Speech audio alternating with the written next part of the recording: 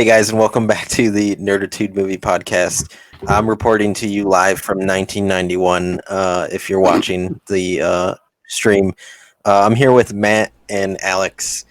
And if you listened to our last show, our live show, thank you. If you didn't, we reviewed two movies that we're never going to speak of again on this podcast. I told you it was a bad idea. And you guys petitioned for RoboCop 3, and I warned you, and then I did not. Alex, and we have it on recording. It is in last week's episode's intro. Alex, and I quote, "Can I be in that group? Because I like RoboCop 3." And Technically, how was I though? What do you mean? Alex chose both of those movies. Technically, which Alex were you speaking to at that time? Was it the for World's Greatest podcast, Alex, or near the ending of the podcast, Alex? Well, so the first time was towards the beginning. That was for RoboCop 3. However, World's Greatest Dad, that was towards the end of I think our second episode. So okay, that was a bit of I don't even know. Like we don't have a name for Drunk Alex. We need to figure one out. I have a friend that neutral and chaotic evil. I have a friend that goes by his name number 1 or his name number 2. So I don't know. You know what? I don't want to say names, but I want to be more creative than your friend, and we're going to think of a nickname for you for Drunk Alex. Okay. He's become Beelzebub again. Can we do an episode where you, Alex, now interviews Alex at the end of the show, so you just ask the questions, and then when we wait till later, end of the show, Alex will answer those questions. Or we do it where we do we ask you the same like 5 or 10 questions, but at the beginning, and we purposely tell you to go like full choke and drink as much as you would love to, and see what the answers are at the end of the episode. I have to wake up the next day. What the fuck are you talking about? Well, I mean, tell the kids to make their own fucking breakfast. I don't want to have fucking alcohol poisoning and shit like that. Well, you know what I mean. Well, here's the thing. So are you on the record admitting that the first 2 episodes was alcohol poisoning, Alex? Because we can definitely do the APA. We can steal that from the old school. Yeah, you can be the APA. Alcohol poisoning. WWE's going to come after us. Well, we'll just hide behind the WWF logo. They can't attack nothing behind that. We're gonna make this happen. Alex. That's gonna be. Wow. If the viewers leave a comment, no, we won't do that. We would literally film it so you had a theme song where you would like come to your chair just sloshed by the end.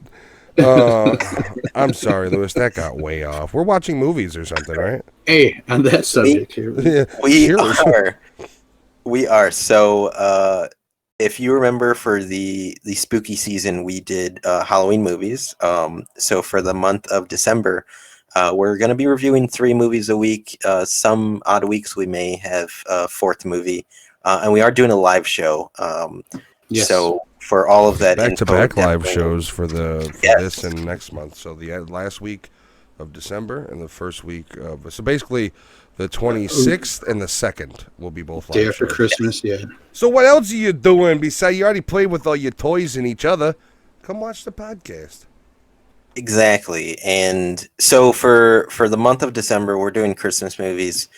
We're going to be doing a lot of our favorites. And we hope that you guys, some of the movies we pick are movies you guys like. And if there are ones you haven't seen, maybe you could check them out. So for this first episode, we oddly are doing a 1, 2, 3 combo. So the movies we chose. Something to say real quick. As far as the movies that we chose this month, there's nothing that's really horrible. That normally we have horrible movies in our mix. This is going to be all pretty much stuff we really, really like and shit. I mean, I still wouldn't mind throwing in Santa's Sleigh somewhere. I'm just saying. Yeah. So he did say there might be a 4th somewhere. I'd watch it. I am sad to say this is going to be a not very horror focused month.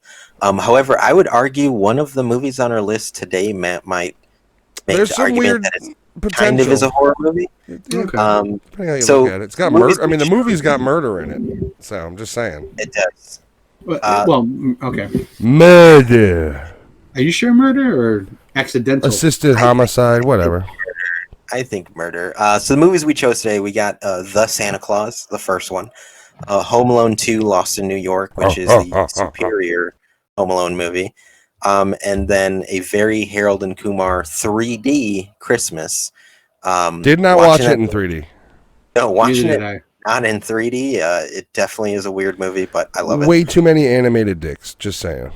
Yeah. Yeah, there's some weird scenes in that movie. Claymation penises and So we'll stick with the 1, 2, 3 order. So the first movie we're going to start with is The Santa Claus.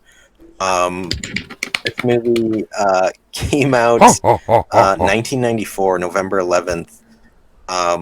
Runtime of 97 minutes. Short minutes. I mean, it's 97 hours. I didn't realize how much I liked this fucking movie till we watched it for the podcast. I really do like that movie. I want to watch the other two now, and my wife is A-okay with that. Like, she loves those movies. Did anybody get sentimental?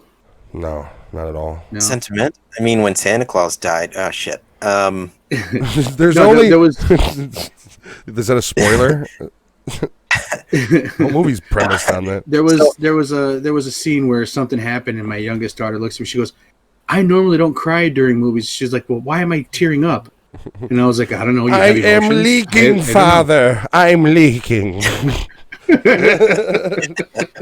Dude, the only Christmas movie that gets me is Fred Claus, and it's the scene between Kevin Spacey and Paul Giamatti as Santa, where he's talking about the Superman cape, and he's just like, "But Clark Kent, Superman didn't wear glasses, did he?" And he's like, for whatever reason, that scene makes me like laugh. It's just kind of how cheesy it is, but it's also kind of I don't know. I don't know why when you said that, it made me think of like the Joker when he says, it's like a dog who chases a car. A little bit. If you catch it, I don't know what to do with it. You sound just like him there. See, I wish I can get that accent when I want to, and not just as a fuck up. Sorry, let's continue. That's okay. Because when we do our review of Crocodile Dundee, you can do your Australian accent the whole episode. I mean, I really want to do the episode. I want to do the Nolan trilogy of Batman movies at some point. It's just going to be really hard for me between Joker and Bane. Like, I don't know how much Matt's going to be in the goddamn episode. That's all I'm saying. Yeah. Go on. Lots of voiceover acting.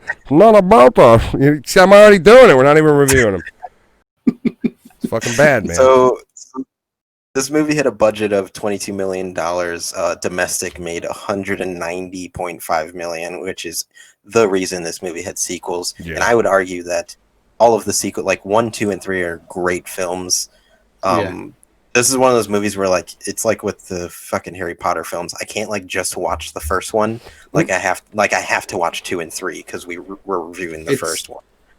It's also kind of like Back to the Future, as far as the story goes. That's how Back to the Future is with me. I can't just like, if we're watching them, we're watching all 3 of them at the same time. Yeah, except it doesn't have like the rapey mom weirdness. Hey, you gotta give that movie.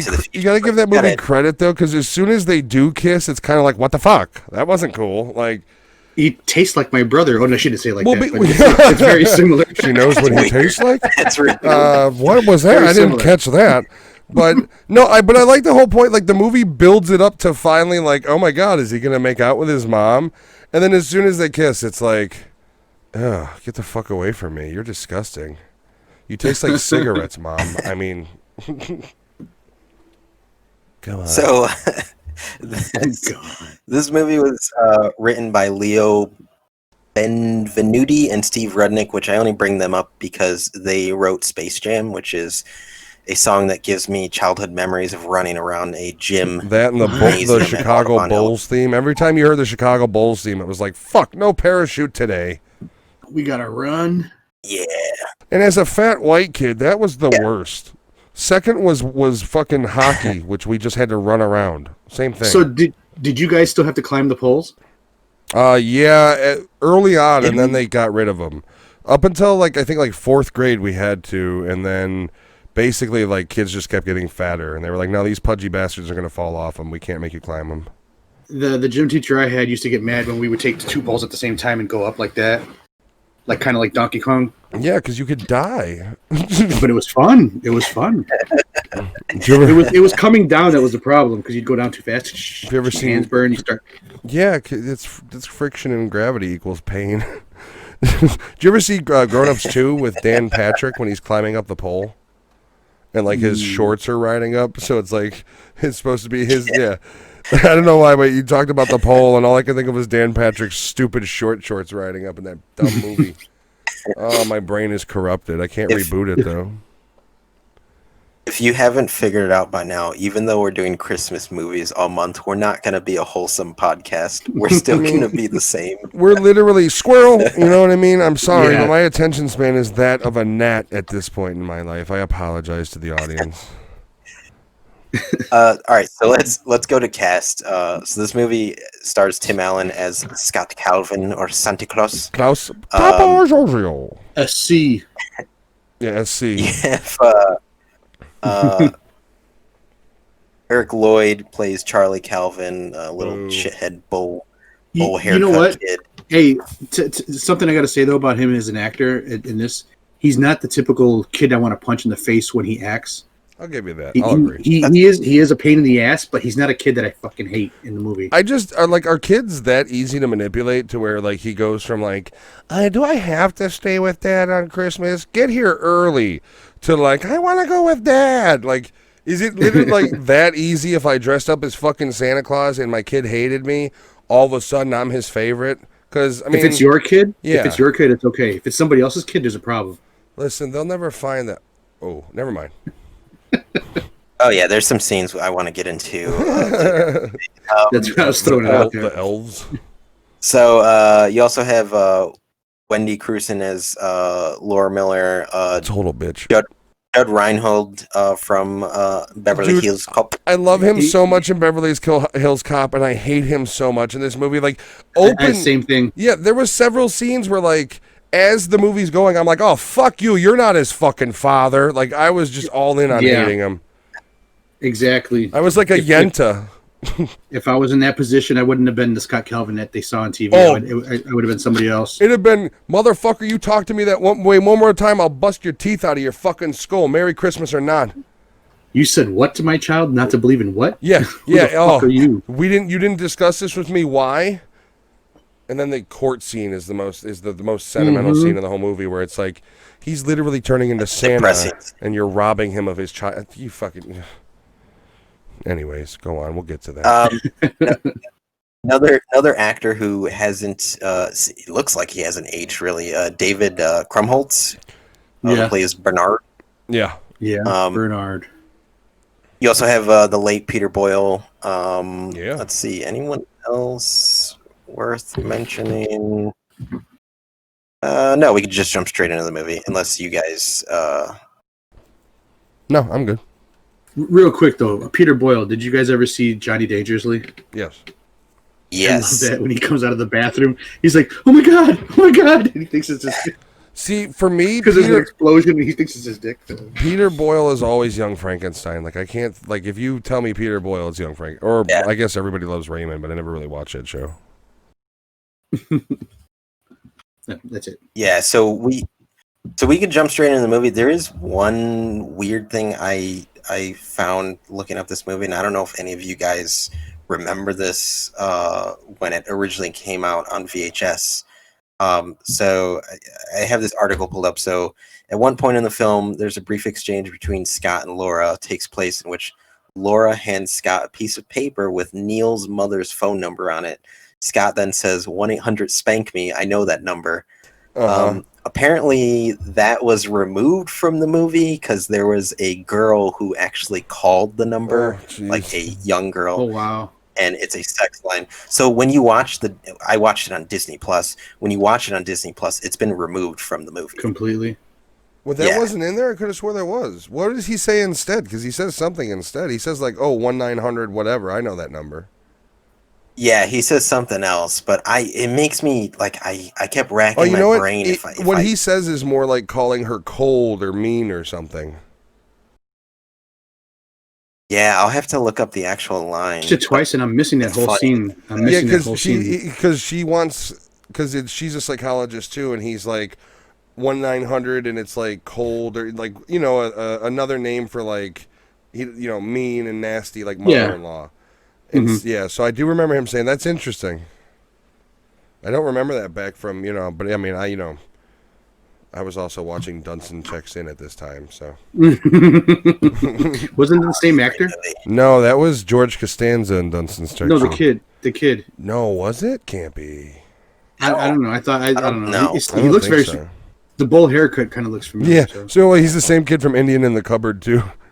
By the way, the mom and the son both have bowl haircuts, and that was the only thing that my youngest daughter noticed, and my wife started laughing about it. Well, you know what? Good job to Rose, because that's a pretty valid point. You're right. Until my oldest daughter pulled up a picture of my wife when she was younger and showed the bowl haircut that she had. Oh, Alex, he was the kid from Dunstan Checks In. No shit, was he? Yeah. Good call. Yeah. So I guess I'll start first. Honestly, this is one of the movies I remember watching with my brother who listens to the podcast, and we have a restraining order on Giovanni. We used to watch this movie every year, 1, 2, and 3. This is one of my favorite Christmas movies. I don't know. Did any of you guys pick this movie specifically, or did we kind of just land on this movie? I think we all just decided. We knew you loved them, and it's kind of a natural movie. Like we initially had talked about doing the whole trilogy, remember? Right. Yeah, which we ultimately decided against because essentially it would have been one long review about us talking. The plots aren't so different. We would have been all over the place in all three movies, or at least I would have been all over the place in all three movies. You guys would have been following an order. I would have been fucking everywhere. Yeah, yeah. I mean, we would have got the actors down pat instead of saying random names. I mean, it would have been cool, but like I think there's enough difference between them to where you could do that, and it would have been okay. The problem is you're taking up an entire show for one series of movie. And there's a lot of fucking Christmas movies that we like that there's a lot that we couldn't review because we just don't have the time. Yeah. As far as this one goes, they all the actors pretty much carried on to the same except for a few of the elves, right? Like Bernard doesn't come back in the sequel. I thought Bernard is in the sequel. I thought he was in number 2. I don't think he's in the third one. Oh, so he's not in the third one, okay. Because he just got too old, or he just didn't feel like doing anything like typecasting as an elf. I mean, he's not supposed to age is the problem, and now he looks like he's 30 because he's 35. They're not supposed to age that fast, yeah. No, but all the characters pretty much stayed the same. So, like, the mom was the same through all three, right? Yeah, I believe so. I think, yeah. Okay. It is interesting because his wife in the second Santa Claus is played by that girl that we just reviewed from Running Scared, who is the pedophile. Yeah. Yeah. Oh, shit. That's right. She was also in Lost. That's really weird. Yeah, so I guess before we jump into it, or do you guys just want to jump straight into head first? Let it flow. Plot? Yeah, so this movie, and Matt can kind of get into this. This movie starts off with a murder. Basically, Scott Calvin. Watching this movie now again. I remember growing up thinking Scott Calvin was kind of a piece of shit, but you watch it as an adult, and he's very much painted as like he's not the best dad, but he's not a terrible dad, right? And then watching he's like now, kind of absent. Yeah, but when I was watching the movie again today, I was thinking like the mom's kind of a piece of shit too. Oh yeah, well you can tell she's the one who's got full custody. He's a weekend dad because he works so much. And she's also allowing fucking Judge Reinhold to manipulate and do whatever he wants to do. Well, because he's a psychologist or psychiatrist, whatever the fuck he is. He's an asshole. And he's he's supposed to be like this upstanding dad figure that she wanted for her kid. Well, like I had problems. Like, I get it. If you're in that situation and you want to give your input, that's one thing. But when the mother is disagreeing with you about the decision of what they've chosen for the child, and you're giving her faces like, and like, no, like, who the fuck do you think you are? Honking the horn, you sweater wearing cocksucker. Yeah, honking the horn. Like, for one thing, fuck your mother. We'll be late if I want to be late. No, you forgot to say it the right way. The Cosby sweater wearing. Yeah. Oh yeah, the Cosby. Those are all Cosby sweaters. Yeah, but the problem is they're not Cosby sweaters when they're worn by somebody as fucking white as Judge Reinhold is. He is he is Utah in a person.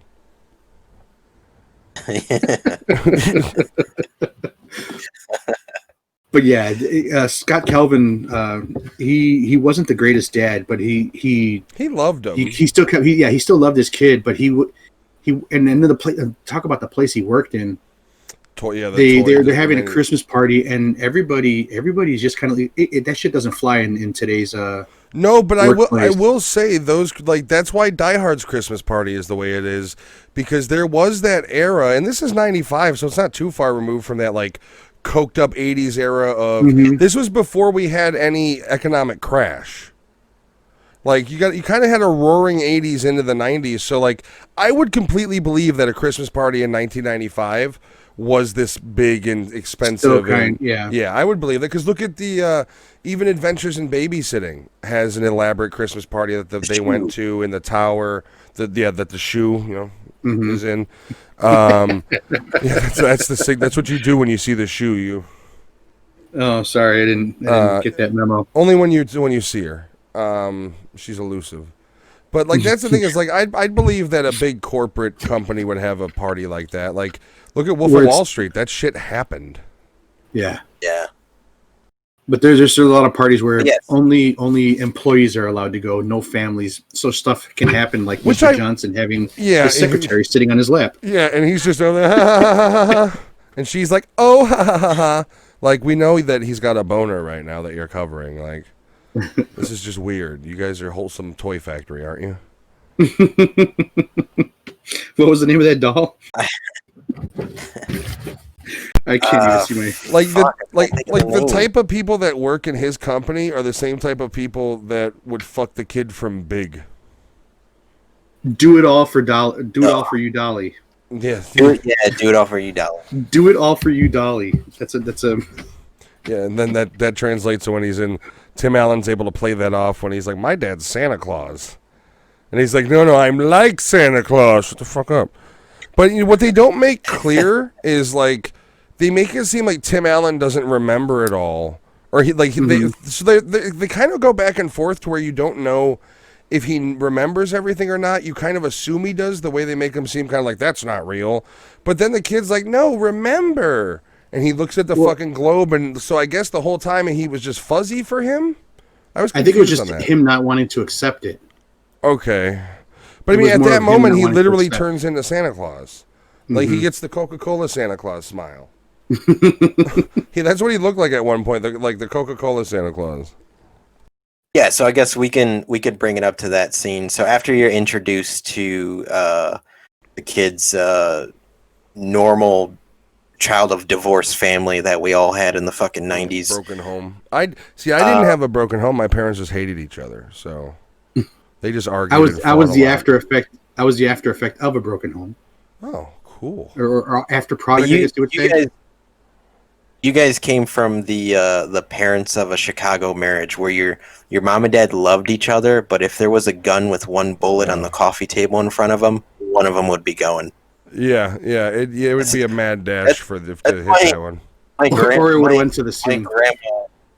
My grandma, God rest her soul, my grandpa would always say things like, he'd call me and be like, your grandma did this, and this, but I love her. And it's like, okay, well, you just sound like you wanted to murder her at first, but you did say you love her, so that's fine. Like, that's there was Chicago moments marriage. Where, like, you'd walk into the room and you felt like if you pitched a knife into the center, that would be it. Like, something bad would go down. Like, all that would wait is for that knife to hit the fucking table and they'd be running. But yeah, so you're introduced to Charlie's family. Is the kid's name Charlie? Yeah, Charlie. Yes. Stupid name.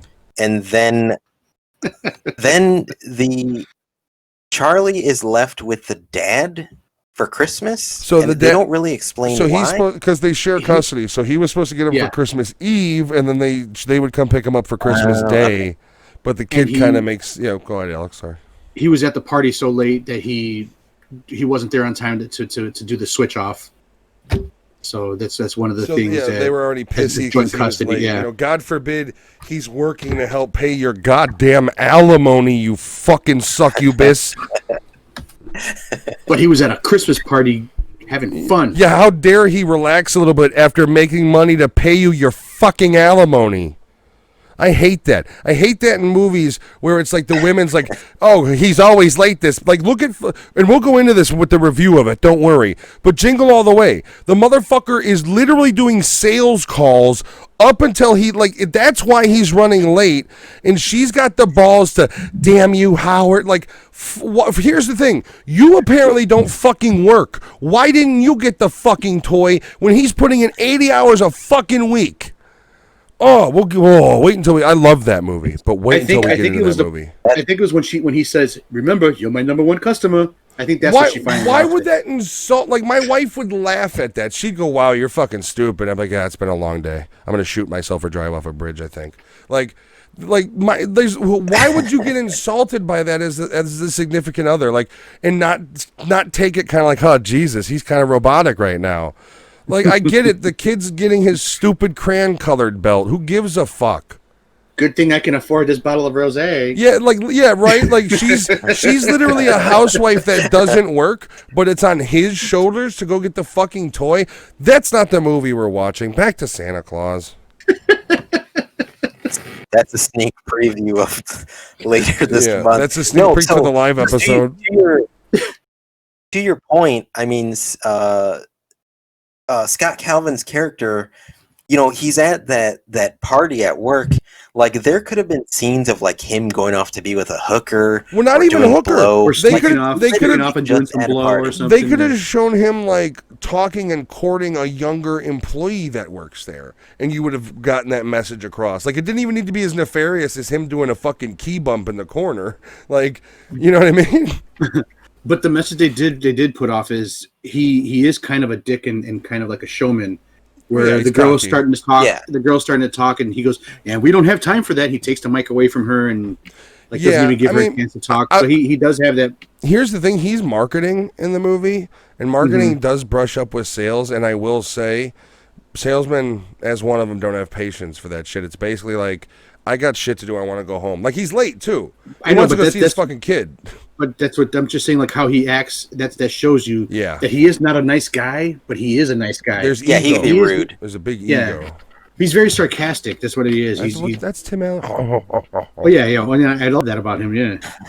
That's all his characters. All right. So the infamous Santa Claus scene.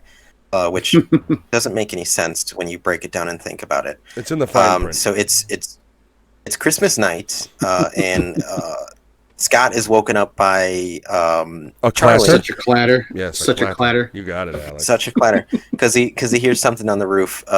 Scott's basically tells Charlie like, "Go to sleep. It's nothing." I'm trying to jerk off. Shut up.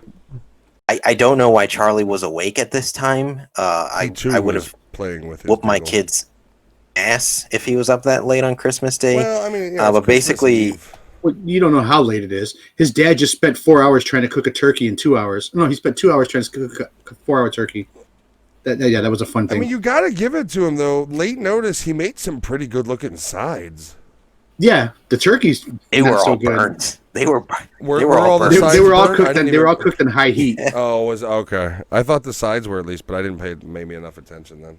They might have been nice on the outside, but the inside not so good. Why wouldn't you just cut like the breast off the turkey and throw that in the oven? Like, he's a smart guy. He makes lots of money. Come on. I do like where they're at the restaurant and Charlie's trying to order stuff and she's like, "We're out." Yeah, we had that. You got some warm apple pie. We did. That happened to me and my family at an IHOP. We usually go to an IHOP after we go to our dentist appointments because it was right there down the block. When we go to our teeth cleaning, whatever. So we're out that late, so you might as well get dinner. So we would have breakfast for dinner. So we're at the IHOP and they tell us, "Yeah, we don't have milk." Or, no, we don't have chocolate syrup. I was like, "Well, what about regular milk and whatever?" "Oh, we're out of milk." "Okay, well, what about waffles?" "Oh, we're out of waffles." Like, what? Like, you're out of the mix? And like, yeah. Why don't you close? And I was like, well, then, I said, well, then let me pay for this coffee and we're getting the hell out of here. they ended up giving me my coffee for free, the whole 63 cents. Yeah, I was gonna say, what, the 50-cent cup of coffee, that little like ceramic cup that only is like 2 ounces of coffee. But that reminded me so much, and that like everybody started laughing because we all had that same thing in our head because it happened to us. I'm sorry. Don't be sorry. Why are you sorry? Oh, so Sorry. Matt, Sorry. Santa Claus falls off the roof and disintegrates. Yeah, that's a little weird. By the way. Technically, Santa Claus didn't fall off the roof. He was startled off the roof. Okay, so I would say is So if you're gonna say that murder, manslaughter? So Tim Allen, when he becomes Santa, is like whimsical, and he's very nimble on these rooftops, right? Why was this Santa so easily falling off the roof? he might have been a new guy. I don't know. Like, so this brings us into the theories, right? First theory is, because of the rules set in the second movie, he's either not been Santa for 10 years, he's either under a decade been Santa, or when he disintegrated, fucking Mrs. Claus, like it's fucking Endgame, disintegrated too, where she just looks at her hand as she fucking disappears. Like, This is if you watched all the movies, all right? yeah, Not so just in this movie. the second movie, the rule is made that if you're not married to a Mrs. Claus within 10 years, you're not Mr. Claus anymore. So if you're going upon that rule set, then I have questions as to where are all the other Santas and their fucking families. Because if this happens so often, because when you meet the elves, Bernard is basically like the new fucking garbage man has arrived. Like, he doesn't give two shits, and he's like, come on, we gotta get this shit moving, I got lots to tell you. Like, he doesn't care. So, like, that tells me that, and none of the elves care either. Like, none of them are sad. No, they're just so programmed to, he's the new Santa, here's some fucking hot cocoa. Like, they don't give two shits that the other Santa's fucking dead. Like, and you know, since he disintegrated, every elf felt it, like there's a disturbance in the fucking force.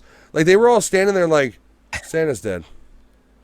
You know what I mean? Like, and then so this... Do we stop making toys? Like, exactly. Like, Bernard knew it, and once Tim Allen arrives, Tim Allen's bewildered. He's just like, what the fuck is going on? And Bernard's basically like, he doesn't even put names in the ledger anymore. He just, like, you know when you save a file without naming it over and over, it just becomes like parentheses 1, parentheses 2. That's how he's fucking saving Santa's names at this point. But because then there's the other idea of, like, let's say these other Santa Clauses from the past lasted over a decade. Where's the wives? Where's the Mrs. Like, are the elves brutally murdering them and disposing of them, and that's why they're so callous to it? Because it's like, you're no longer part of this, dead. Like, you know, like, can Mrs. Claus have children? She can, right? So no other Santa Claus and Mrs. Claus have had kids. Where did they go? Like, there's a whole weird dark mythology behind this fucking movie. Or do they become the new elves? Well, no, because elves are a different breed. You can't go from human to No, the elves are... Yeah. Well, you don't know. This is magic. All tradition in every fucking cinema, there's no lore that says humans can go back and forth between elf. Huh. Ever. Look at the Lord of the Rings. I'm just saying. All right. Well, I mean, I'm just saying you're wrong. He grew a bunch of facial hair that wouldn't stop growing. Well, because he's Santa Claus. That's because he was Santa. Do you believe? Well, she's Mrs. Claus. Maybe she just like shrank and I don't know. Whatever. I just don't know but how it is interesting. It is interesting that you brought that up, though. Like, I get see now. I gotta watch the other two to see if there's any other like weird clues. And you know what I mean? Like, what other weird shit can you pick up? Because I do want to know what's up with the other Santa Clauses that are now gone. That, like, and why everybody's so callous to it, and why the hot chocolate's so thick. It just looks like melted milk chocolate. Well, is this franchise now owned by Disney? Yeah, it's on. I believe so. 'Cause it's on Disney Plus. It always was. It's always been Walt Well, Disney. they even make a reference to, we're going to get the Disney Channel, so that's funny. He makes a reference to that. Shameless self plug. Yeah, but you're never going to get like that answer then if you're trying to figure that out if Disney's involved. I mean, odds are nobody thought of it. It was just one of those things in the writer room where nobody thought people were going to question about dead Mrs. Clauses when they wrote a kids movie starring Tim Allen. You know what I mean? Like, I think that was just one thing they didn't think about. And then you have assholes like me that are just kind of like, wait, what about the other families of the other Santa Clauses, the ones that are dying? Because if he just dies like that, it's got to be a regular occurrence, right? Like at least Bernard's what 500 years old or whatever. There had to have been within 500 years several Santa Claus deaths. Well, the hot cocoa girl, she's 1200. Yeah, her like or she's older than 1200 because it took her 1200 years for the recipe. A hot cocoa, yeah. Yeah. By the way, speed it up. Like, what kind of useless elf are you? You can't make a fucking hot cocoa recipe in 1200 fucking years. You give me 20 minutes, I'll go fucking make one. The scene where she pretty much tells Tim Allen that she's seeing someone is really awkward to watch as an adult. She says she's seeing someone in another department. Well, I don't remember. In rapping, yeah. But he has the correct response, which every adult should have. Look at her like, what the fuck I never said anything about that. This brings me up to another weird question. These are all elves that are hundreds of years old, like, and they're all fucking each other. Like, realistically, if they're going to be coupled and sexually active, there's only so many fucking elves in the North Pole. So they're just, it's like the Friends, where they're all just screwing each other in different orders. That's weird. Maybe there's rules. I don't know. Maybe it's like you can only have one offspring. You know how like they had the ballroom? A lot of elf STDs going around. Right? Like it's like nursing homes. Did you say elf STDs? Elf STDs, that should be, yeah. No, I said elf I've got the gonorrhea again. God damn it. That fucking bitch gave me fire crotch. Like, is that like... I mean, is there like she gave me the clatters? Like all I can think of is like a dating app for elves at the North Pole, like something to do with the Tinder name, with Christmas Tinsel. themed. Yeah, Tinsel. There you go. Like Tinsel is the elf dating app in the North Pole. Or mistletoe. Mistletoe. Oh, that was a joke. Oh man, that's a good one though. A joke. Mistletoe. It's moose knuckle, and Cam. Oh god, that's a good one. You fuck. Anyways. I like the first. There's only so many elves, so I imagine on Tinsel you swipe right, go to meet the lady, and it's like, oh shit, you're my aunt. Like how much inbreeding is happening with these elves? Is like, you know how they had the ballroom with all the giant balls bouncing? Like, is there an orgy room for the elves? Like, it's gotta be it's the weirdest situation. Like there gotta be an inbred group of people. I don't care how old they are, you're all inbred. Unless they get them, saving them from the Vomitious Canids or something, but they're like the Oompa Loompas. So they do also don't explain, Wrangler and eats three of granted them. they don't because it's a kids movie. How Bernard is like slam dunk size on the rest of these elves, but he's an elf. He's like the Yao Ming of them. Yeah. Yeah. Yeah, he just towers over them all. Well, that could be why he wasn't in for all three of them, because he grew up usually too the much. taller you are, the quicker you die. Yeah. I don't know. He had some. Maybe that's why he was the head elf, because it was his height and stature. I don't know, maybe Gandalf was the tallest member in the Shire. So I don't know. I feel like we could do a whole episode on the elves because there's really a lot they leave on the table that they don't explain. At least in this movie, you don't have Ludacris playing an elf DJ. Oh God, yeah. Yeah. What is that? 3? That's Fred Claus. Oh, okay. Yeah. Fred Claus. I thought that was part of the 3. No, thank God. Martin Short was in 3, so it leveled out with the zaniness. They even had a polar bear directing traffic, which I wish they would have showed. Yeah, me too. They do mention it. Yeah, but then the polar bear they do show is like his whole crotch area as he's swimming in the water. I do find it funny also when they're like going through his gear, because they give him a year. Basically tells him you're due back here after Thanksgiving of next year to get ready to be Santa Claus. So over the course of the year, he's getting fat. He's looking like Bob Vila, now. And so he's getting to look like Santa, and everybody's like they fat shame the shit out of him at his job. Oh yeah. Like he goes in there and they're just like, God damn it, look at you. Like, what's happening to you? And like he plays it off like, I got stung by a bee. And then he orders like 4 desserts for his meal with a salad he doesn't touch. Salad, extra hot fudge. Yeah, salad, no dressing. And then you're like, oh, he's eating sensible. Then he proceeds to order desserts. And so he's got that sweet tooth. Like, swear to God, Santa's got to have diabetes.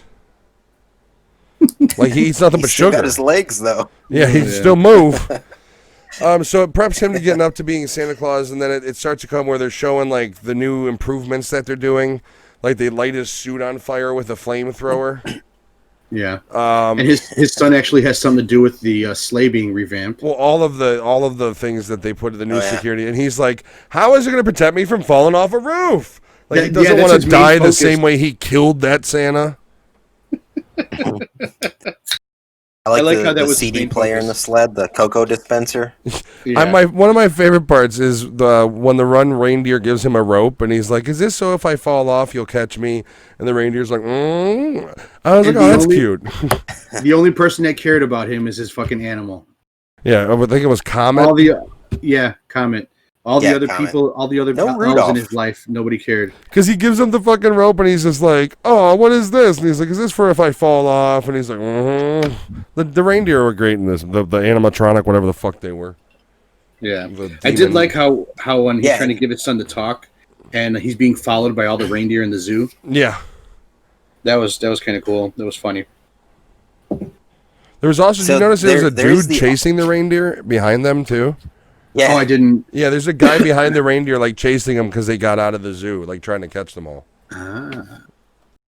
There's the awkward park scene where Scott is sitting on the bench and kids just line up to sit on his lap. Which back then was probably like, oh, that's funny, but like in today's climate, even watching the scene in the movie, I was like, this is weird. You would think that, but this isn't very far removed from Michael Jackson's whole thing. That is true. But once again, the writers didn't think so deviously about it. Your grandfather, Anthony, was mistaken for Santa in grocery stores a lot by kids. Because of his white full beard, and when he had that whole beard going, and he had it really big. There was a kid in front of him that kept saying Santa, and the mom was holding the kid like this, and she's like, "What?" And she turns around, and she's like, "Oh, I'm sorry, I didn't, my kid didn't mean it." And he just laughed at her. He's like, "No, it's all right." See, but I keep that little fucker. If I was in that position, I would terrorize the kid. I'm not Santa. Just rip open like a red juice drink and start fucking all over your white beard and your face. Santa Claus is coming to your town. I think the scene that was like the roughest to watch in this movie, because Alex, you said your girls felt like crying during a scene in this movie, right? Yeah. What scene were they referring to? I think it was near the end, when the parent, the courtroom scene? mom, and the what? The courtroom scene with where they decide the custody. It was there, and it was also when the mom and the stepdad or whatever he is, Neil, realized that Scott Calvin is Santa Claus. Yeah. It was those two, and it was the interaction with Scott Calvin and his son, explaining to him that he's got to leave him at home for now. Yeah, and I think the courtroom scene. Watching it as a 31-year-old man, I was like, this is fucking depressing. Yeah. Well, that seems rough because he's basically just like sitting there in the window looking down as like they're walking away from him. Like, how shitty are you? Like, and the whole time I was thinking, like, what a bitch. Like, to take away custody from him. Here's the thing, though. It's Neil's influence on his wife because he's this psychiatrist and he talks to her in a way that how psychiatrists do. He knows how to fucking say things. Here's the thing: he's basically the Grinch because he's manipulative. He sabotages Santa Claus through every Scott throughout the entire movie. Like, so he really is kind of the Grinch in this story. And he does that a lot to Scott Calvin, even though he's like we said earlier, he's not a bad parent. He's very busy trying to keep this job that he's trying to keep the paying his wife's alimony and all that shit, and he's just trying to support his son, and he just gets caught up in his job because that's the only thing he has. He only has his kid on the weekends. Yeah, that's the thing is like and every other holiday. You've kind of sequestered him to be a weekend dad, and so he does. You're right. He puts everything he has into his work because that's all he has besides the kid. But like I don't know. Like I don't look at him as a shitty father because it's just like. He tried his best for Christmas dinner. He made the kid a bunch of shit. It's just a little fucked up. And they ended up at Denny's. Yeah, or Pancake House, which is not the best. I mean, I would have looked for Chinese food, frankly. He did, but they were closed. Oh, yeah. The place was closed. So where is this when movie they got set? there, that's It's why all Illinois, right?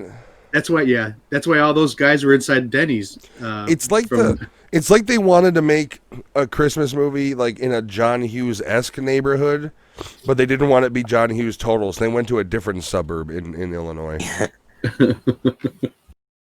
But there's also another scene that I was going to say about the mom shit. And when you said that, it threw me off. Don't blame me. No, it wasn't you. It was me.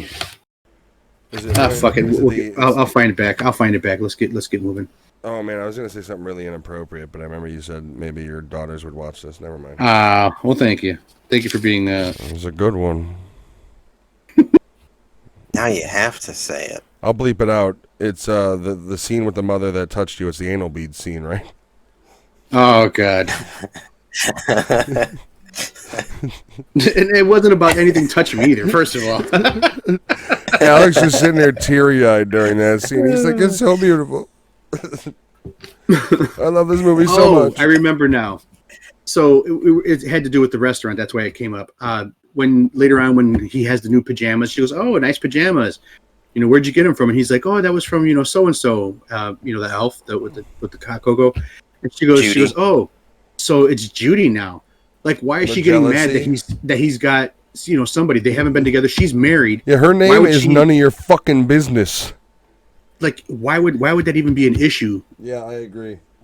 You don't get to control that. Fuck you. And even if she was there on Christmas Eve, oh well, this is my life. I wasn't asking Charlie to have intercourse with her. Why does it fucking matter? And Charlie wasn't saying anything inappropriate. He just said, "Oh yeah, Judy gave him to him."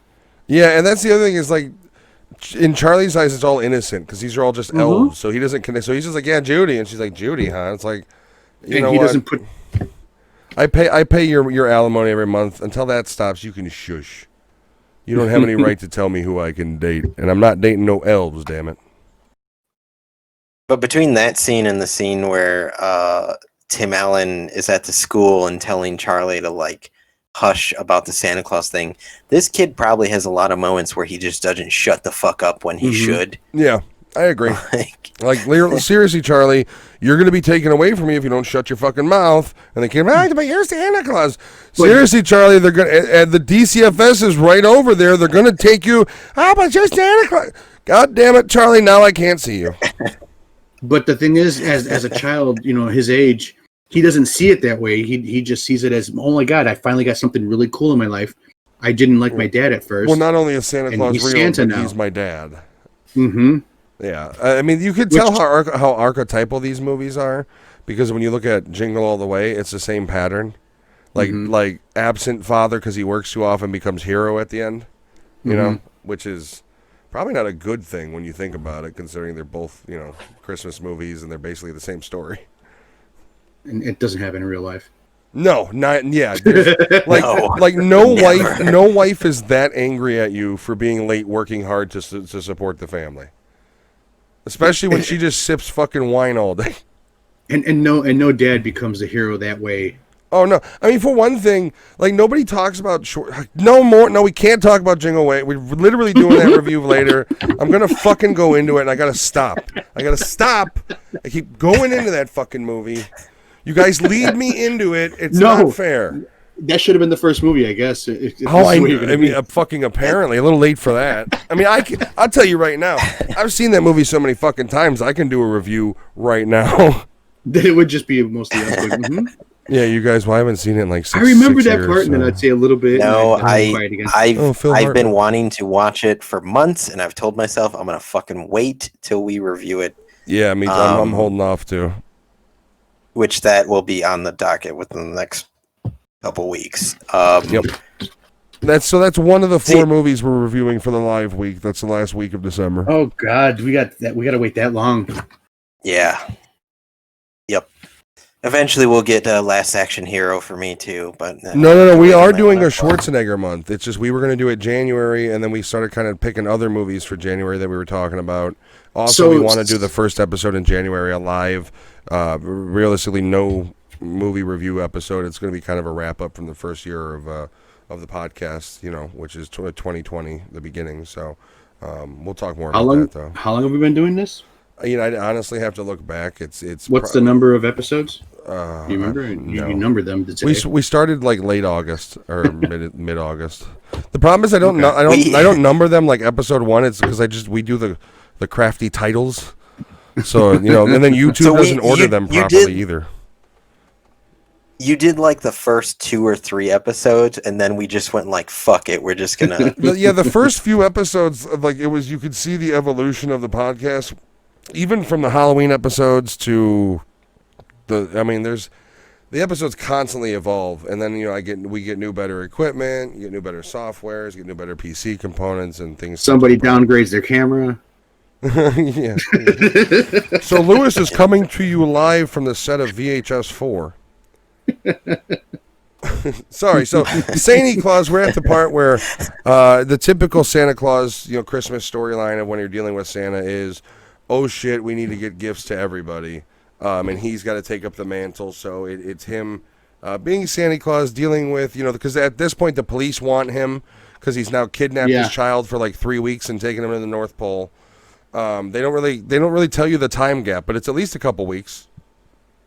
And then there's that scene where he's walking to the sleigh and they do like the Breakfast Club dance for some reason, which I found kind of funny. In unison, which is all. What was the song they were playing though? Oh, I can't remember. It wasn't that song though. I don't know. It was probably something Tim Allen liked, because he's an old fucking hippie, who likes engines. I guess I don't know. In red meat, maybe he's not a hippie. Well, yeah. And he likes growling. More power. I'm surprised that didn't make its way in for the sleigh, where he's just like, more power. So we get to the point where it's now Christmas, and we've somewhere in the future, Giovanni's laughing right now because he loves saying that word over and over. It's not just that he says it; it's his face. Because at that point, they've got the arched eyebrows for him, and he's got this Papa Gigio. When he's looking, it's the whole. It makes me giggle every time I fucking see that scene. But when I ask your name, you say Scott Calvin. Yeah. Name? Santa Claus. Klaus. And then he starts going, the different, that scene's funny. And then, so we touched on it already. We get to the point where now that the mother and the Judge Reinhold are now understanding and realizing that he actually is Santa Claus, you do kind of have that Grinch moment with Neil where it's like his heart grows 3 sizes, where you see him fully Santa? Weenie whistle. Yeah, weenie whistle. Even then, he still doesn't believe it's Santa. Understandably. Bernard comes out eating his fucking falafel sandwich, whatever the fuck it was. Alfalfa sandwich. Falafel. Yeah, I guess that must have been the thing that white people ate who had money back then. Was that eggplant inside the? I fucking hope not, because or bean sprouts. It looked bean sprouts or something. Looked like grass. Yeah, if you're gonna wear the Cosby sweater, you might as well get fat. It covers it up. Stop eating that shit. So they're at the point where they're accepting it, and it's Christmas time, and the kid's bummed out because he's leaving to go do the Santa Claus thing, and he gives Bernard's basically you got the snow globe, right? And the kid's like, yeah, I think so. Flashback to him throwing that piece of shit away. No, that's how I would have made it. But so he tells me, shake it anytime and think about you, and your dad will come see you. So Tim Allen, does he shake it or does he shake it? You shake the snow globe. Okay, this is a children's movie. You fucking but then this fucker shakes it a couple minutes after he's got a job to do. The one day a year he works is now, and you're gonna fucking interrupt that. That's why I feel that this kid he wasn't like an asshole kid. He had his little moments. But then he does stuff like that where I'm like, he's an asshole. Why did he do that? Well, Tim Allen even says, I was just going over Cleveland. What's up, sport? It's like, it's only been 10 minutes. How fast do you fucking move was my question, though. That's pretty impressive. Well, remember he was explaining, Charlie was explaining? It's a temporal... basically they create a black hole.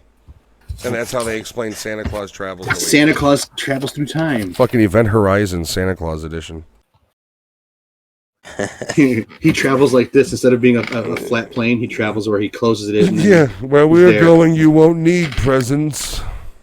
I do like in the scene where the the fucking cops with ARs are running in to get in the house. They pretty much police. shove her out of the way and go in like fucking guns blazing. And he's just like, hey, and then her line. He's not there. He probably went up the chimney already. Yeah. And they're like going in guns blazing, or not guns blazing, but like all gun. They were as forceful almost as they were in Christmas Vacation with the kidnapping. They were ready to go. Like that's old school Illinois police. Like look at Blues Brothers. They loved to shoot people back then.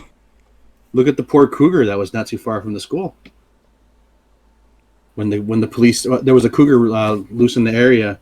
It traveled from the river and it got by the school, and they found it in the backyard. Instead of waiting for animal control, they just all unloaded their guns. Bah, bah, bah, bah, bah. I mean, it is a cougar. Killed it. It is a cougar, though. Like if that thing lunges at you, you don't have much time before you could. Like, I don't know, man. I would have probably opened fire myself. I was assuming you guys were talking about an old attractive. I thought he was at first too. I was like, is there an Illinois police mistreatment of cougars? Like, I'm confused here. I thought you were talking about the lady cougar as well. I didn't know there was a story about a cougar on the loose. Fucking. You were still living in the area. Damn Ricky Bobby letting those things loose training. A cougar in the car. Okay, so anybody else have anything to wrap up with the Santa Claus, the first one, before we go to review it, or before we give it its rating? There was. So I will say by the end of this movie, Tim Allen was honestly granted he was in a lot of makeup and shit, like was the perfect choice. Like he looked the part of Santa Claus. Well, he was even able to portray like a soft, like kind of like sweet, nice version too. It wasn't Tim Allen Santa Claus. It was Santa Claus. Well, it shows you from the beginning when he meets the one kid, who eventually he calls Sarah later, a year later. And she tells him, why are you so skinny? He's like, I'm on a diet. And she's like, well, don't forget to drink all the milk. He's like, I'm lactose intolerant. Like when he just puts the suit on, he's trying to do this job that he was being forced to do. And he sees this kid that's sleeping on the chair or the couch, and his interaction with her and how it was. And then a year later, he's actually more kind to her. And she's like, Santa, you're fat. And he's like, thank you. Like he's actually kind about it. Well, he drinks the milk, and he's like, I think the milk's gone bad. She's like, no, it's soy milk. You told me you were lactose intolerant. He's like, oh. Okay. Oh, I did. Yes, but it's very nice. Shows his progression. It shows his progression, as far as turning into Kris Kringle. Yeah. I like that. I like the escape scene with the ELFS. Does every fucking movie that has Santa Claus as like the main character in the storyline have to have a Secret Service? Like, well, no, like Fred Claus has a Santa Secret Service as well. Oh, okay. Like that's a pretty like running theme of like Secret Service. Like Elf doesn't have that. Elf is just the Santa's angry because his sleigh crashed. So there's the scene with the ELFS when they're on the roof of the house and Charlie is with them, and the one guy says the line of like, we're gonna fly, and then he uses the jetpack, tells Charlie to hold his hand, and then they both go off into the air, but Charlie is floating like if he has a jetpack too. I remember even watching that scene as a kid, I was like, that doesn't look very good. Like it's What they don't tell you is that he drank some fizzy lifting bubble stuff. So there's even a scene like that in Superman where Superman's flying with Lois Lane, and he like holds her hand out and she's like gliding.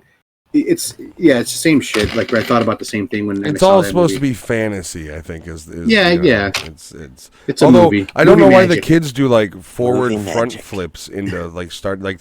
The Secret Service, they all do like parkour front flips into it. Where like they literally hired like the Crouching Tiger, Hidden Dragon crew for that one fucking scene. That was the wire work, man. That was the best looking, special effects that they had. I agree. Out of most of the movie, though. I do agree with you. I remember thinking that as well. I was like, this is fucking stupid, but it surprisingly doesn't look as cheesy as everything else does. I'll agree. Yeah, that's where that was their money shot of the film. They didn't have an explosion of a barn to spend the money on. So something that I didn't realize when I first watched this movie like 100 times before, when they go to the jail and they're going to free Santa, the kid that does the whole Charlie hold my hand thing, he turns to the tree and starts pulling tinsel off. I never saw that ever until today. And then he hands one to each elf. There are the two elves, and they use the tinsel to break the locks, the hinges. And I never noticed him grab the tinsel from the tree. I didn't notice that this time, to be honest with you. I go back. Yeah, and when they're running out, the other guy in jail, he's like, "Hey, let me get some more of that tinsel." Yeah. And I like how even Tim Allen looks at it like he wanted to be like, ho. Like on set, he was like having a hard time not doing it. I guarantee you. But that's just like something I never noticed in this movie. And also the ladder. I never noticed that the ladder company name was Rose Such a Clatter. Oh, was it? Rose such a ladder, or something like that. Sucka ladder. Yeah, I've never realized that the name was on there. Oh, I did notice that actually when we watched. I think Jen pointed it out to me. I guess as high definition gets better and better. Yeah, I mean it is 4K. When I was really, if you have a supportive TV. Is it 4K? Yeah, it was 4K. All three of them, or just the first one? No, all three are on 4K and Disney Plus. Oh shit. Yep. It's an older film, so like I imagine by the third movie, because that one came out in like what 2002 or something, or 2005 or something like that. Like that's 10 years after the first one. I'd imagine the 4K looks even better on that one. Also, if I remember correctly, the third one is a very colorful film, so I am kind of excited to see the HDR in that movie. Another movie I think they need to do in 4K HDR is Mr. Megorium's Wonder Emporium. Simply for how colorful it is. Jen really loves it too. I find it kind of okay. I mean, that movie gets really sad at the end. Yeah. You know, because he moves on. All right, so before we start talking about any other fucking movies, does anybody else... Sorry, go ahead. I think Lewis did have something. I'm sorry, I didn't mean to cut you off like that, but I think Lewis was about to say something. Oh, no. I was going to say, honestly, when I was really little watching this movie, I wanted to be one of the ELFH. I thought like that was a cool fucking job. They were like the Mission Impossible of elves. Do you know what the name stands for? Oh, god damn it, you're going to make me guess. Was it ELFH, right? It's something Elf Force. ELFS. ELFS. No, fuck, I don't know. It's 12:37 a.m. I cannot remember what it stood for. Seriously, your puzzles can go away, sir. Matt, did you have a guess? I know it's Elf something service. It's nothing like that. Effective Liberating Flight Squad. That's stupid. Oh, that's right, because it's supposed to elves. Elf. Yeah, it is. And they fly. Yeah, good for them. I hope they get hit by lightning. And on that note, you guys want to rate this movie? Yeah, yes. You go ahead, Lewis. You give us how many of these delicious Chicago wieners you're going to give it. Yeah, so I guess to start off and to clarify, so for this month we're reviewing Christmas movies that we love. We're literally reviewing movies that we grew up watching, that mean a lot to us. So the rating in my head is going to be a little different. I'm not going to rate it as like a good movie. My rating's going to be like on a scale of like Christmas movie, if that makes sense. Yeah, because here's the thing. Because none of these movies are bad. Yeah, and here's the thing. There's so many good Christmas movies that we wanted to review that were left off because we don't have the time. I'm not going to purposely review a bullshit movie because we have to get a bad movie in there. Yeah, so think of our scale in 1 to 5 of like, we love it, we absolutely love it, have to watch it every year. And this one for me is a very important movie for me growing up. Like this movie makes me think of my childhood. So for me, it's definitely a 5 out of 5 frozen hot dogs. Are they microwavable, or do you have to put them in like the oven? You don't microwave hot dogs. I don't care. Yeah. I know you can microwave. Well, you said frozen hot dogs, though. Well, all hot dogs are. I mean, everybody puts hot dogs in the freezer. No, you got the weenies in the freezer. Yeah, I do. No, you never freeze hot dogs. You put hot dogs in the freezer? Yes. You don't freeze hot dogs.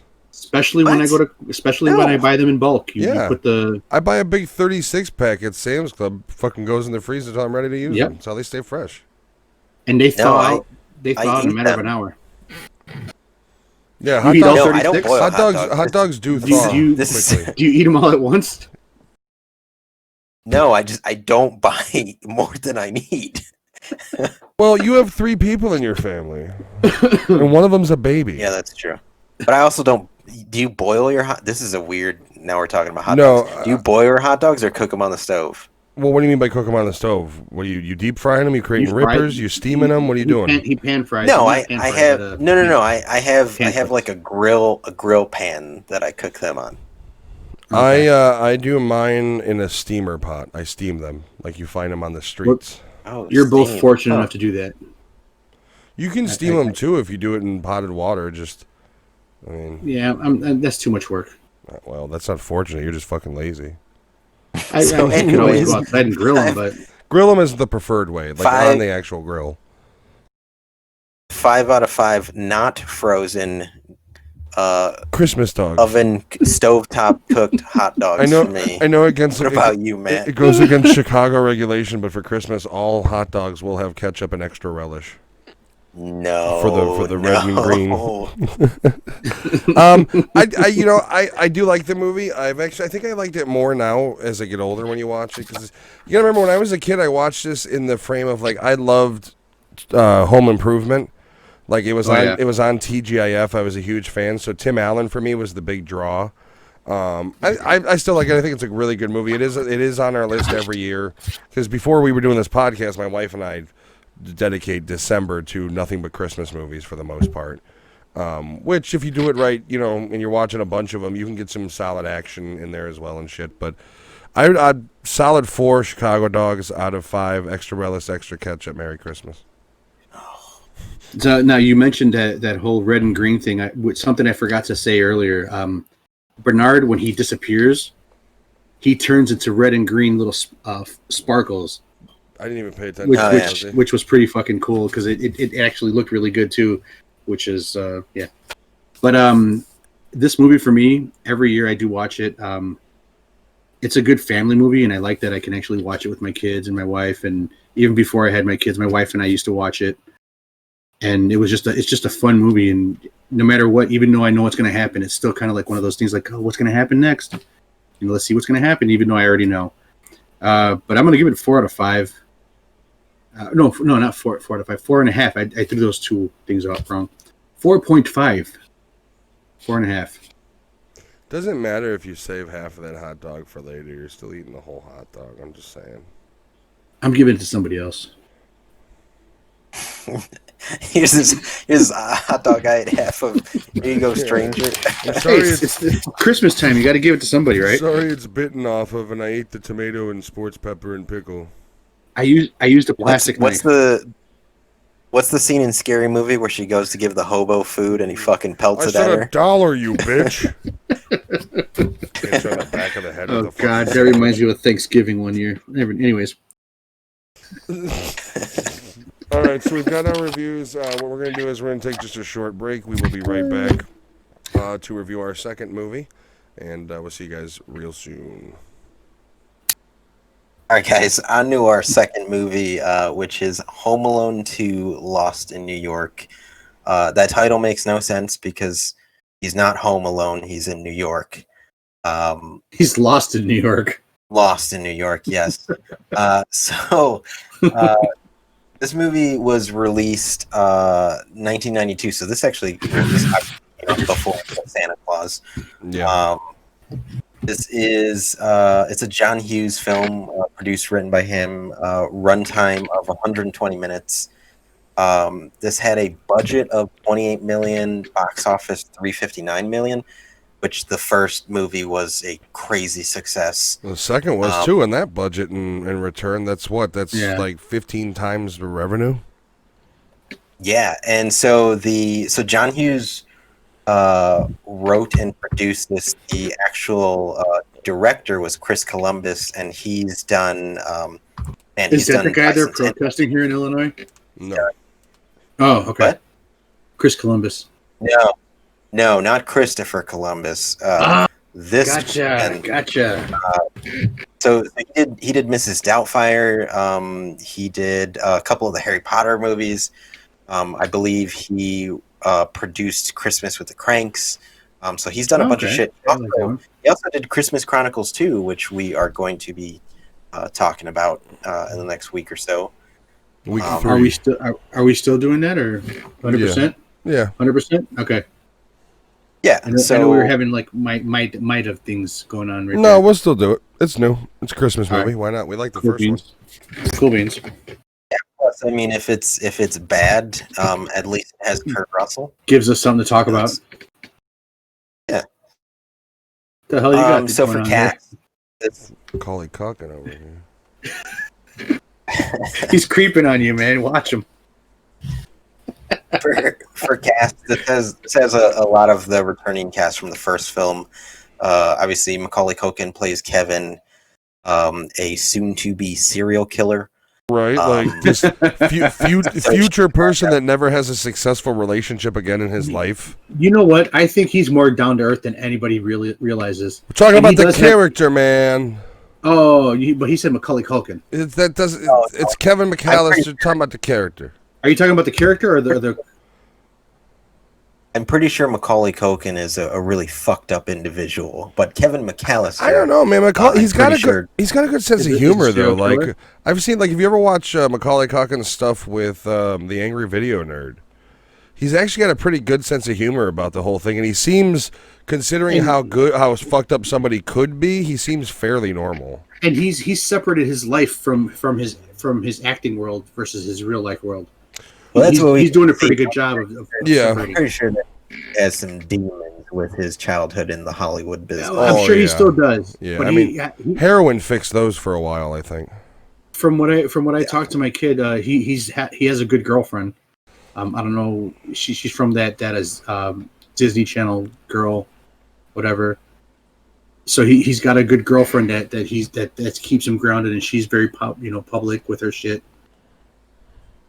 So there's a lot of positive. There's a lot of positivity I see on his end. Yeah, hopefully, he seems like one of the few that, despite the circumstances being, he could be completely fucked up. He found a way to get around all the fucked up shit. Oh, I'm sure there's been some really weird nights because of his issues. I mean, he made that one movie Party Monster with Seth Green, and that's where everybody was kind of like, "What the fuck?"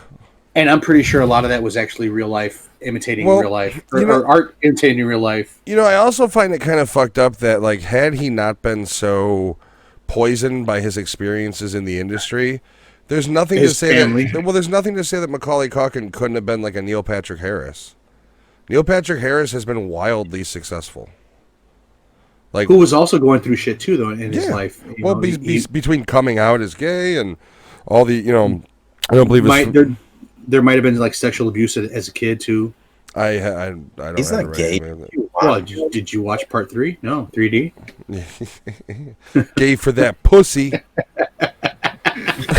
Yeah, but you don't like it because it's a stoner comedy. We'll get to it. No, like I said, there was a lot of stuff that was funny, but Neil Patrick Harris in that movie. He's the greatest part of the whole Harold and Kumar movies. Let's talk about the movie we're talking about. We're stupid. Okay. Back to Lewis. You have returning Joe Pesci and Daniel Stern as Harry and Marv, the wet bandits, now sticky bandits of the coined themselves. Because we're the sticky bandits.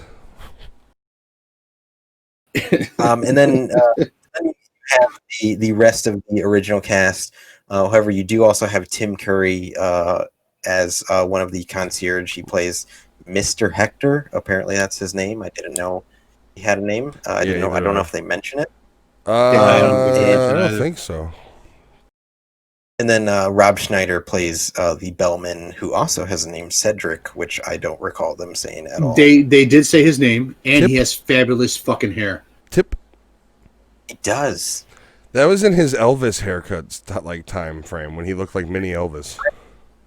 I'm almost there. You can't see it with this 1991 camera, but I'm pretty much there.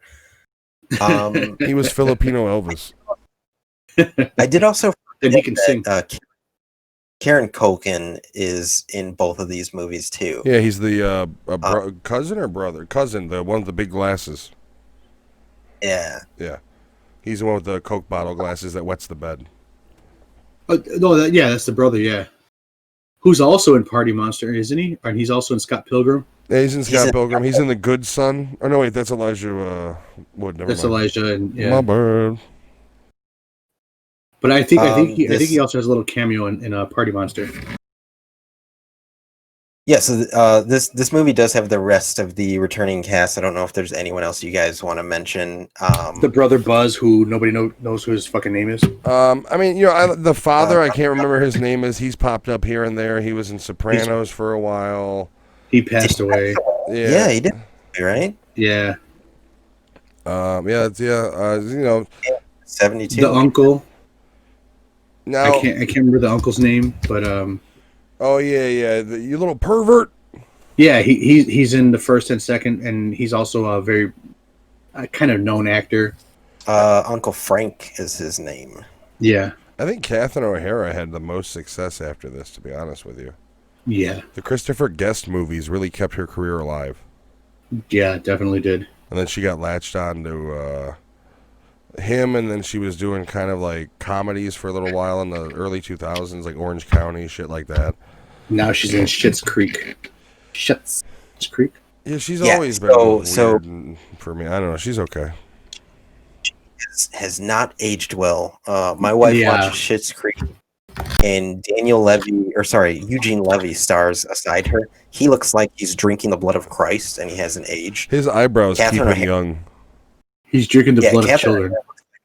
A dinosaur. Like she looks like she suntans every day while smoking a cigar. You know what I mean? Like her skin's pretty rough. No, she's so fucking worked over by thinking about Kevin that she lost him twice. So it carried over in her movies. It's messed up her. So she's got PTSD and it's just ruined her life. It fucked up her characters. Okay, so since we're jumping into that, so the first movie was basically this family forgetting their child, and this family, if from what I pick up on, they have money. Like, like his dad is like Tony Montana of fucking North Illinois suburbs, and he pays for these vacations. He's everybody the one that pays for the vacations of both families. And I guess I don't know if it's Uncle Frank. You said Uncle Frank. Uncle Frank was a cheapskate. Is he the brother of the dad? Yeah. Okay, so Uncle Frank is for both fucking movies. He gets his shit paid for. Well, that's the central theme of his character. Is he's a cheap asshole. Yeah. Oh yeah. And it comes more relevant this time because he gets called out by Kevin. The first movie, they end up leaving their kid, and fucking for some reason DCFS doesn't take him away. Also, the family treats the kid like shit. Yeah, the whole beginning scene of like. I mean, here's the thing: what people miss about the movie is the whole reason the head count is off is because they throw away the ticket as well. In the first movie, in the first movie, the reason why he gets left because the neighbor's kid is digging through the luggage. No, but it's not only that, but she only had 8 tickets in her hand, or however, because when they throw the pizza away after the soda spills on it, his ticket goes in with it.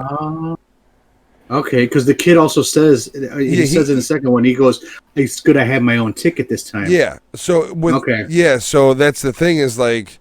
They even, I think, so that's the whole thing is they threw his ticket away as well. So see, I missed that in the first one. Yeah, if you watch the first one again, you'll see it get dumped in the garbage with the pizza after they have their little pissing fight.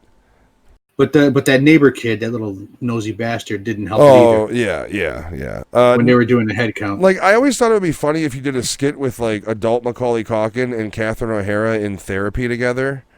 Where like he's like pouring his heart out and is like, do you know what it's like to have your fucking family leave you 2 fucking times in a row? And then she comes back with like, do you know what it's like to have a fucking asshole son that I have to banish to the fucking attic because he can't behave on Christmas fucking Eve to the point where I forget you because of all the other fucking things I was dealing with? Like she just goes off on him and like the end of it they hug and then like she's like, all right, I'll be in the car, and he goes outside and she's left, like she's gone. Like he's like, what the fuck? She forgot about him. Yeah, I think that'd be fucking great.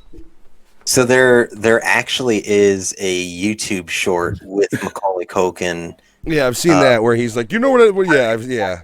Like he should do that character with her though, and like together where they can because they're both still alive. Basically, is that the one where he's a cab driver or no? Is he in the cab or is he a cab?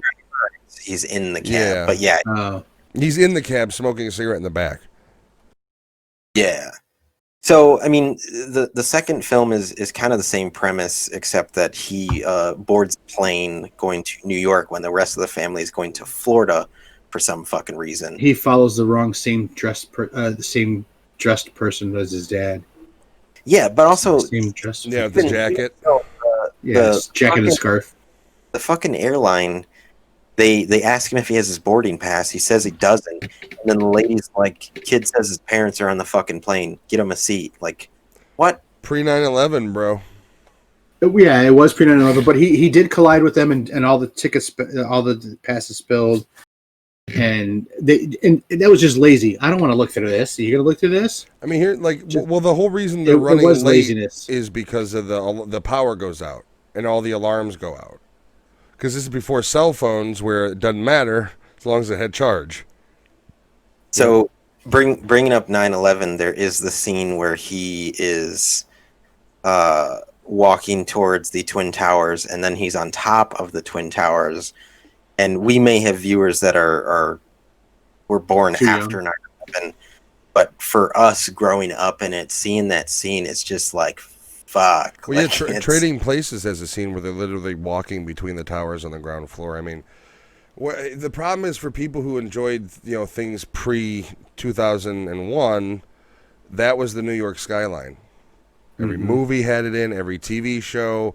I mean, there's TV shows that were set in New York that in the intro you were seeing shots of the Twin Towers. I think Mad About You, you'd see shots in the Twin Towers. So it's like, yeah, the Twin Towers were iconic. They were New York's skyline. So like, yeah.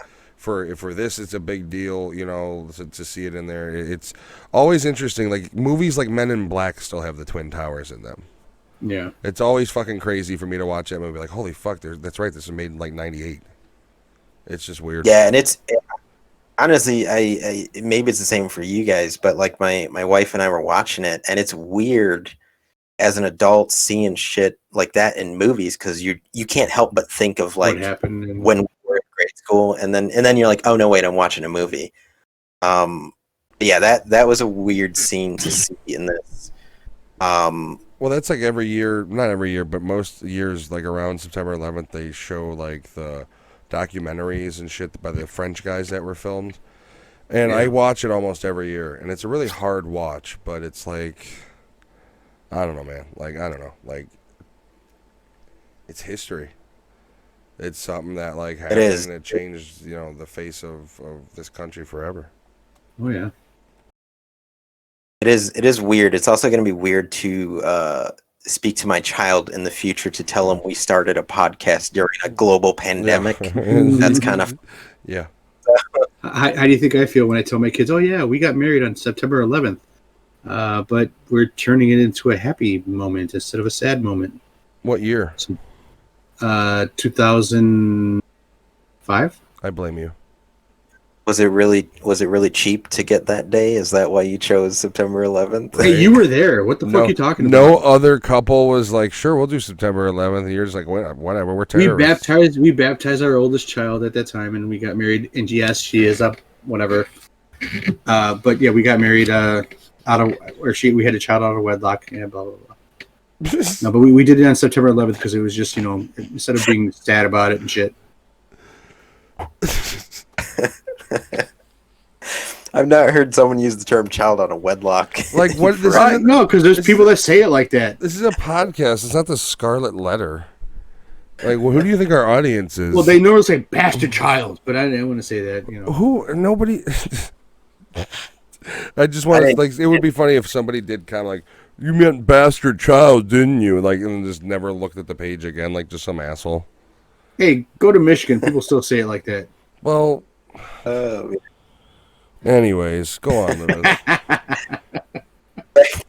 Back to the movie. So, I mean, this movie essentially has the same plot as the first.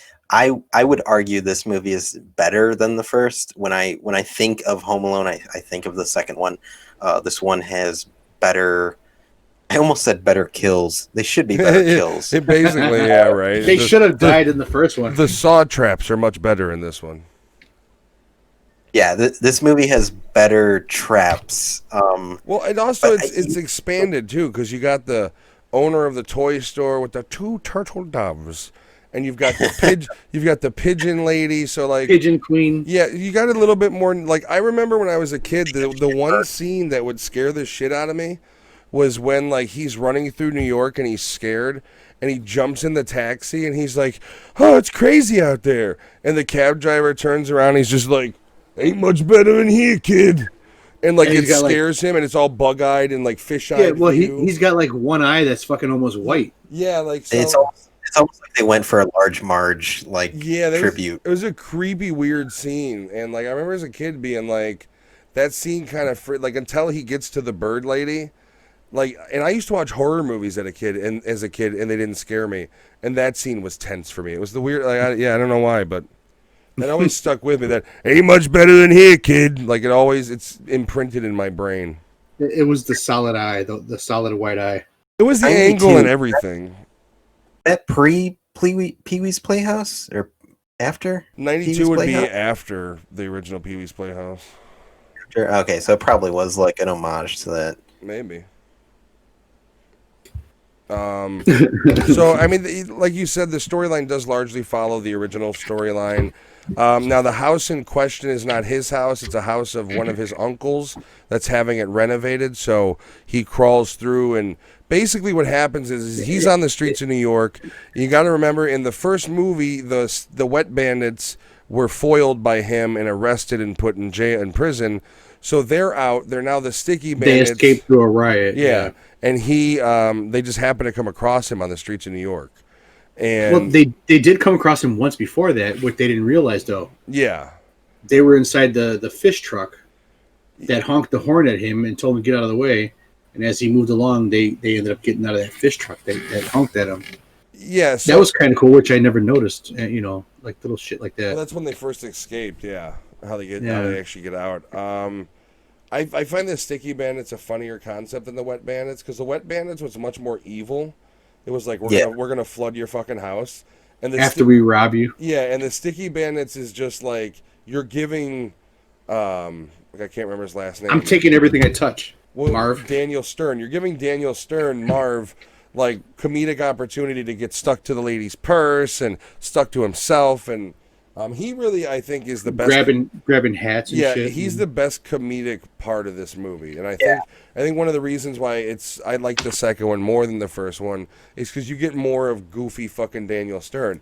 Because I'm not afraid to say it, one of my favorite movies as a kid was Bushwhacked, and I still love that fucking movie. Is that the one where he goes camping and he's a con artist? Yeah.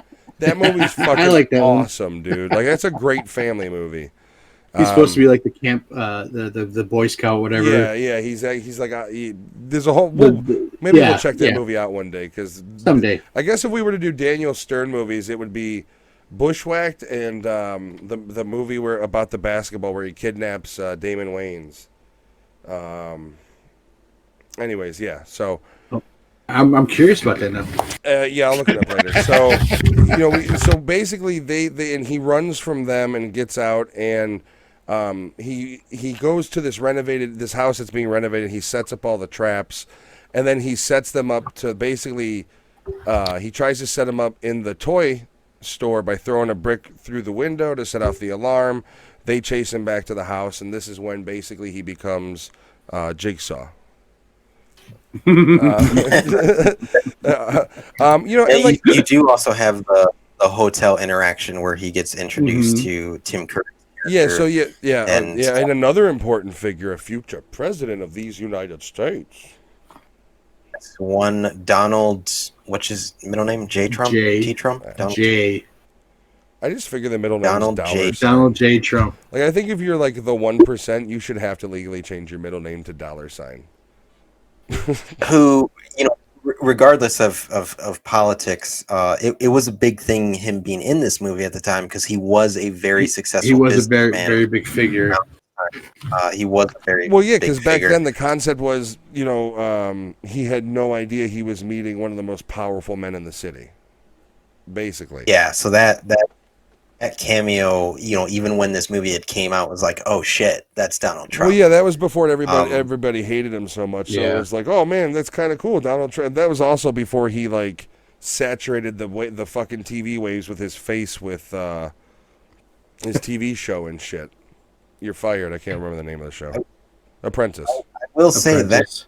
that man has been rocking the same hairstyle for a very long time. You know what? Oh, yeah. I don't remember one of the late night hosts. I want to say Fallon rubbed it. It's real. I mean, it's a little thin, but it's real. There's a customer when I worked at Aldi, which if you're not from America, is a grocery store. There was a customer that come in with a toupee, and everyone knew it was a toupee. Sometimes he had it on incorrectly, but he like played it cool and never like he was like, no, it's my hair. He just looked like- Sometimes it would be gifted. He looked like Kevin from The Office. Yeah. With it on. I have the I greatest think hair. I look good with the hair I have. My hair. The way it's he the greatest walks hair. is just like this. I waft it over here. I put it to the side. Then the wind blows. It's natural. It's fine. Let the You wind just turned blow. into Donald Trump. Let it clear my scalp. It's a beautiful head of hair. I've always had a beautiful head of hair. It's the greatest hair. Sorry. You just went from Kevin to Donald Trump like in a matter of seconds. The greatest opening segment of The Office is when Kevin brings in the pot of chili And and drops it on the floor. He basically is like into tears by the end of it. Like, no. Yeah, that scene is devastatingly funny. We're gonna cover that someday, right? So As a whole, I think rather than just kind of going through the kill scenes, I'm just gonna say my favorite is clearly. I love a lot of them, but like the Marv getting electrocuted and turning into the skeleton with the frizzy fro hair. yes, I love My that favorite and then the other one I like is when they're standing by the door and like Pesci's like, "You hear that?" And he's like, "Yeah, what is that?" And then it hits him and he's like, "That was the sound of a tool chest coming down the stairs." I don't know why, but I've always found that fucking scene to this day hilarious. They fix their nose at the end. Yeah, their the noses crack. are like this. Right, Their the noses are like this, and schnoz. they go. Well, then the scene where they first get to the house and he's whipping fucking bricks at him. Bricks from the roof. And so Marv is just getting totaled. And if you ever want to see a funny video, look up on YouTube Home Alone 2 with blood. It's hilarious. And Harry's egging him on. He's like, "Is that the best you got?" And his buddy Marv is getting hit every time because he's dodging him. Of you. But his buddy's getting fucking decked in the face, and every time he gets hit, there's another mark. The triangle. He's got another mark. Well, then he gets it. He goes to open the door and gets the staple gun to the crotch. Oh. Which, as a kid, I was always like, and as a grown adult watching, I'm like, oh no. And then when he pulls it, he turns around and pulls it out. Yeah, huh? Yeah, bing, that hurts. And it makes that sound. That hurts to think about it. Like the spring, like bing, like when he pulls it out. One of the things I was trying to figure out. Oh God. No, I was just going to say one of the things I was trying to figure out was soaking the rope in the kerosene and how he's getting it ready, because it that's like the last thing that it gets to. But it was like just trying to figure out why did they show that at the beginning, like to just getting it ready, and it was like kind of sitting there and it was tied to something, but it wasn't tied to anything that was going to hold any weight at first. Well, it just shows you how psychotic this fucking kid is. Yeah, and then all of a sudden it's actually tied to a pole that can bear weight. At first it wasn't tied to anything that could bear weight. Because he ties it, because that's his escape route. I know, but at first, like when they show him soaking it in kerosene and having it all set up, it wasn't tied. It was tied to like some kind of shit. Yeah, it definitely was much more satisfying than Haunt with the oil room that just is like meh. They don't really do much with it. Like at least this he had a follow through. Yeah, that was a reason why it happened. Had something to say. So I honestly could see this kid joining the fucking Haunt attraction with the shit that he pulls. One of my favorite, I'm just gonna say death scenes. One of my favorite death scenes is the fake out going up the stairs with the paint cans. Yes. Yes. They essentially see it coming. They do 1, 2, 3, and then I don't know exactly what the fuck he throws over. It's like a giant. It's a sewer pipe. It's a sewer pipe. Literally, It's a pipe. basically, It's a pipe to your toilet. because they were doing the demolition or the renovation. They had they were putting in new piping, so they was just laying around apparently. And the big ass hole in the center of the fucking room too. Like that's when it hits them and they fall all the way down to the basement. Oh, and Marv is covered in paint. The whole scene where the paint shell falls on him is fucking great because when he wakes up and he's like, "Rah!" And he's just fucking wiping, and you could see the paint, whatever they used, where it was like thick. Goop. It was really thick. Like it took a little bit for him to get his eyes open. Like that must have been miserable filming that fucking scene. Yeah, honestly, when I saw that, I was thinking, like, how many cuts did they have to take away where he was yelling, like, it's in my eyes? Dude, Let's do that again. Let's do that again. I'm just going to do it with my fucking eyes closed. I'm tired of this shit. Like, I'd have been stressed the fuck out. Like, I know acting is like you get paid a lot for what you do, but certain people do more than others, is all I'm saying. No, he's like, I'm going to wear goggles regardless of what you say, and then we're going to do it afterwards. Well, get rid of it in post. Get rid of it in post. Now you could though. You can do like green screen glasses, basically get like the green color and go from there. And then, and then the garbage stairs that they make to get out of the fucking basement. Yeah. The like rickety like shaking his. And it's also the second time that Marv did it because the first time Marv did it, he just barely made it up there. All of his little like. As he's like hanging on and shit, dude, like throughout the movie are fucking hilarious. His little like after he gets electrocuted, he's got that like he's like crawling away smoking. My kid called him the Scream Queen because she was like, I can hear him screaming all the way in my room.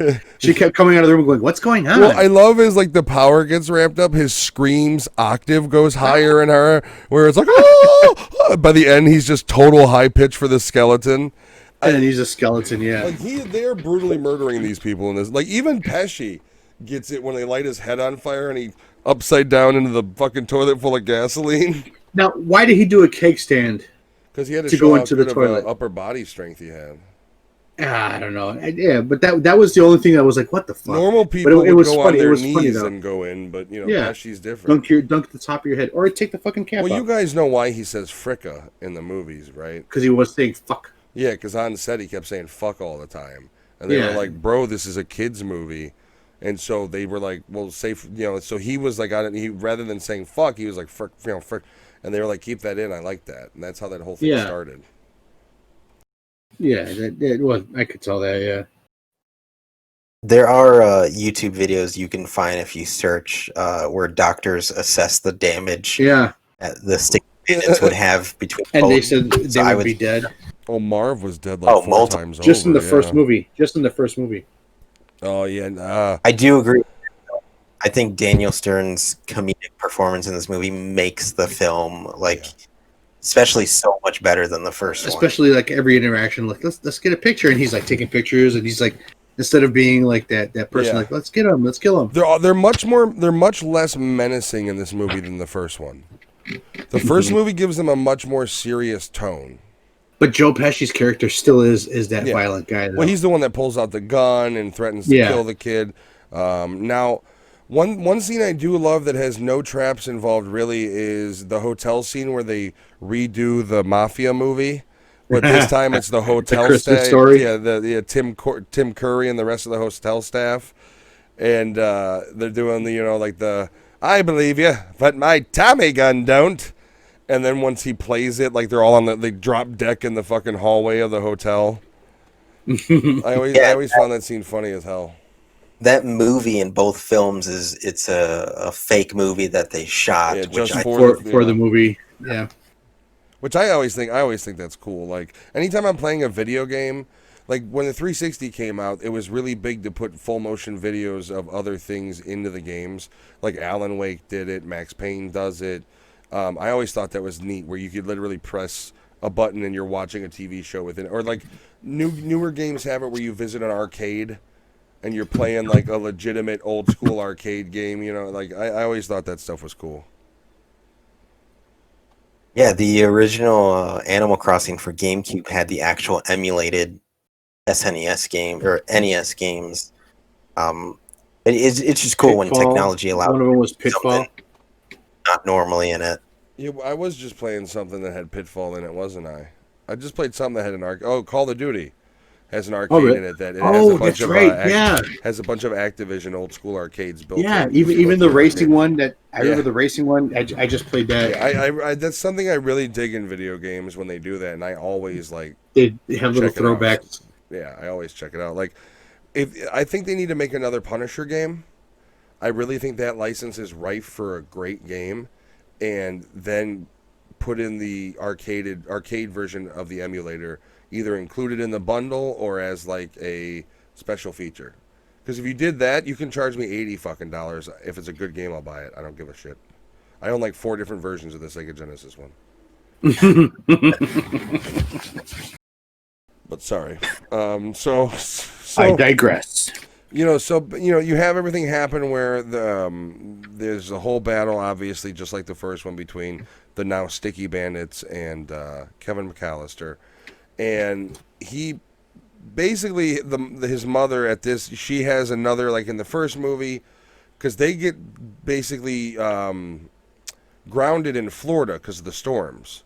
The planes they were on to come to New York to come find him, or the one that they were on in Florida where the vacation, Saratoga, I believe is where they were going, or something like that.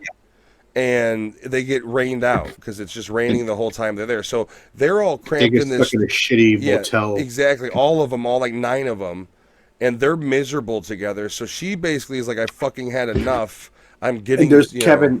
There's Kevin in New York sleeping like this. Yeah, in a with a 3-scoop sundae, room like service, beautiful room, all that sort of stuff. So he's living the vacation they want to live, but he's by himself.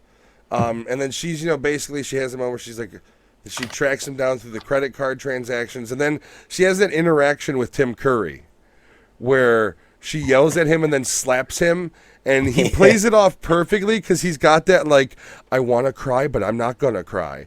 Like, that sort of, like, quivering lip. The quivering lip. Yeah. It's so well played. Gotta love Tim Curry in that role. He's about to tell her, like, no, you can't go out into New York to look for him. You're just He's like, he was about to say, safe. like, you're a woman. And she, like, whacks. Yeah, slaps him right with her glove, I think. And then he goes, you'll do fine. Yeah, with the his lip starts going. I love that part. Dude, Tim Curry in his heyday, like, Clue is one of the greatest comedies ever made. Like, his performance, like, I know everybody knows him from Rocky Horror and shit like that, but Clue is, in my opinion, a highly underrated title, and he's highly underrated in that movie. I love Clue. A terrible movie he's in. That's one of my guilty pleasures. Is the movie called Congo. Oh, I know that movie. He's in Congo? Fuck, I don't remember him being in that movie. He's the bad guy. Oh, that's shit. right. Yeah. Okay. We're gonna have to watch it now. One of my favorite movies of all time. That's terrible. He's the bad guy in McCall's Navy. Oh God! Are you gonna put those two together? Tim Curry is the bad guy in McCall's Navy, and there's literally a scene where he's just this murderous. He's the number 2 villain in the world, and he's so sensitive about not being the first, like the number 1. So, like, throughout the movie, he shoots several of his own men for pissing him off. And, like, we have to watch it, dude. Now that we've done this. All right. Here, I'll say this. Number 1, I ordered it to be number 2. Since technically RoboCop 3 and World's Greatest Dead were Alex's fault. What? Well, they were. Lewis and I can come together and we can do Congo and 50-50. McCall's Navy. It'd be a double feature of Tim Curry villain. Okay, I'm game. I will agree to that. I'm game. I think you guys are gonna like. We'll have to set a time and a place. Like, you guys are gonna like McCall. You're gonna laugh way more. Than Congo's a bad movie. Maybe sometime during February, since nobody chose a movie. Well, we got to do something for the Valentine's week for sure. I mean, we got to pick. I think the proper mix would be a legitimate rom-com, a legitimate like horror movie centered around Valentine's Day, whether it's Valentine's Day or whatever it's called, Valentine, or My Bloody Valentine, the remake. My Bloody Valentine. I think it only makes sense to try to flip it up a little. I don't know if there's really any Valentine's Day action movies. I mean, you can do action movies where they're like Mr. and Mrs. Smith is a coupling. Stuff like that. But So you mean you don't want to do like another episode where we do Home Alone 3, Home Alone 4, Home Alone the Holiday Heist? That would be Actually, awesome. Since we are talking Home Alone, there is a reboot that's in the works. That starring who? Macaulay Culkin, Pesci, and Really? the guy who plays Marv are reprising their roles. Stern? Because Culkin's older, I'm pretty sure they're gonna shoe in like a son or a nephew, but they are all slated to come back for their roles. Even Pesci, huh? Yeah. Wow. Which is crazy because Pesci retired and then came back for Scorsese's film. Yeah. Did he really retire? He did. He was retired for like a decade, and then Scorsese did The Irishman. Nice. Because the last Isn't that a shitty movie? I haven't seen it actually, to be honest with you. I've heard a lot of shitty shit about. Well I've heard some shitty shit about shit, man. It's all people talking about it, but yeah, shitty shit about shit. It's one of those movies I want to watch, but it's like 3 hours and 40 minutes long. So we have. Oh my god! Yeah, it's long. You said Scorsese? Yeah, it's supposed to be That's good. Why? Yeah. Scorsese. So even this movie was kind of long for me, but go ahead. What? Home Alone? Yeah, 2 hours. I don't know. I mean, it's long for the family genre, which is usually about 90 minutes. It was long, but the only thing I liked about it was it actually built up the characters that they were talking about. So it made sense to keep it that long. That's the only thing. That's the only reason why I was able to swing the whole 2 hours of this movie. Now it actually built up the people they were talking about, that they had in the movie. So you have the reunion. I mean, she gets to New York. She tries to enlist the help of cops, and then they're like, "Where would he be, dumb bitch? You lost your son." And like basically that's how they're talking to her. And she's like, the trees, I know where he's at. And that's how they meet. And you have the scene where he befriends the pigeon. She probably smells terrible. The pigeon lady. And he gives her one of the turtle doves. The one line he does before that, he goes like, maybe people talk to you if you don't have a lot of bird poop on you. I lost it when he said that. I was like, holy shit. Well, it's like, lady, you fucking reek. Why would anybody want to be nice to you? You smell. Like, You've got birds all over you. These are fucking flying rats, woman. I remember growing up thinking, like, the way everyone was talking to the mom, like the cops and all that, being very rude. As an adult, I'm like, no, you dumb bitch. Yeah, they're talking. Yeah, you lost your child. You lost your kid. This and is then the you said second twice. time. Like literally, the cops are pulling up her record across state, and they're like, bitch, you did this before? Well, they even made a joke in Florida, didn't they? Yeah, the parents make jokes about it. Yeah, and she's like, this is a family tradition. Well, their extended family is a bunch of cocksuckers, dude. They're all assholes. Oh, yeah. Like the uncle's a prick, the aunt's a whatever, the cousins are assholes, his brother's a dick. The family leaves them behind every chance they get. Like, it's just. Yeah, I don't know. They're just kind of a terrible family.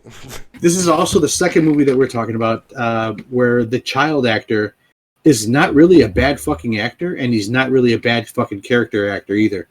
Because his character... Yeah, it's true. He's actually very smart. He's a very smart kid who just has bad fucking people around him. And he just wants to be a part of the normal... But that's also because he's a sociopath. Yeah, this is one of those. This is one of those movies where I don't look at Kevin McAllister and immediately think like, "Well, I'll just kick you in the fucking chest. I'll punch him in the face." Like that's the thing is like you got to get to him before you can do those sorts of things. And I also feel like he's kind of my equal on the psychopathic range. So I'm not going to look at him like, "Yeah, I'll just stomp your head in, little kid," because But he's doing these things for a reason, though. He's hurting these guys for a reason. Because is he though? Like realistically, a normal human being getting hit in the head with a brick would end the whole discussion. So it's like, well, that's why like they keep getting up. I was thinking about it the other day, and not like in an asshole kind of way, but I was thinking like, would his character be considered like on the spectrum or something? I mean, this kid's a 10-year-old who comes up with insane plans. I don't know about on the spectrum necessarily, but he's definitely got a creative mind, we'll say. Like, he literally grows up to be Jigsaw. You want to play a game? When I was a child, my parents left me behind. And now I have cancer. I mean, it's either that or he grows up to be a drug addict. Or a pharmaceutical rep. or a street pharmacist. I take 3 of these a day to stay right. It's like, all right.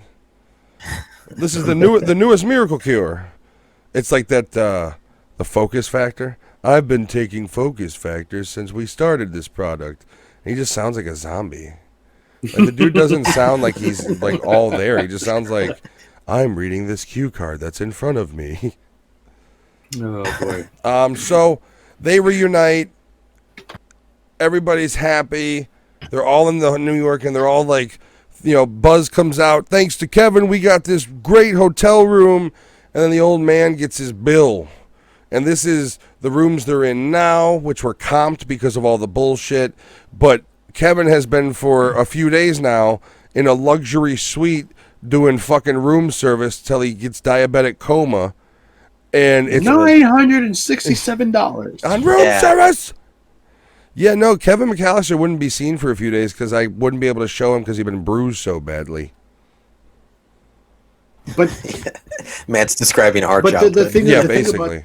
That's how I would have had it. Though, he's a very wise little fucking kid for some reason, man.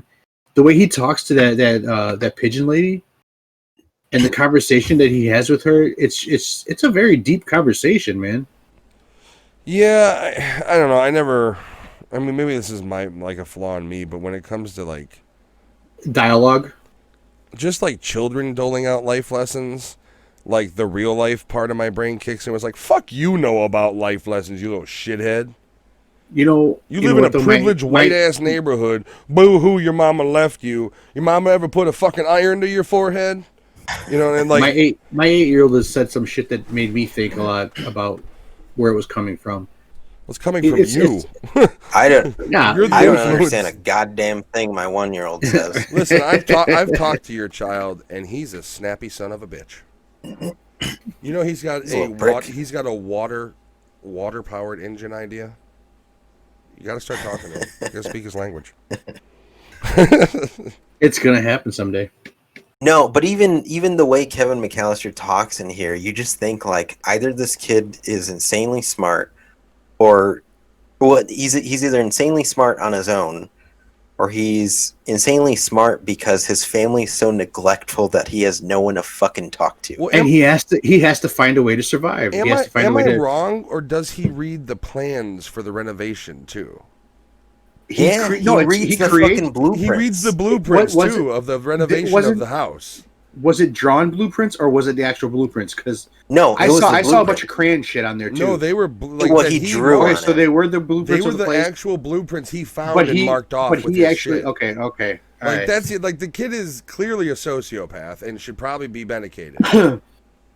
like if I'm the parent and I found out that he did all this, like I don't know if I could sleep at night, not knowing if that little fucker's awake setting up the house for traps.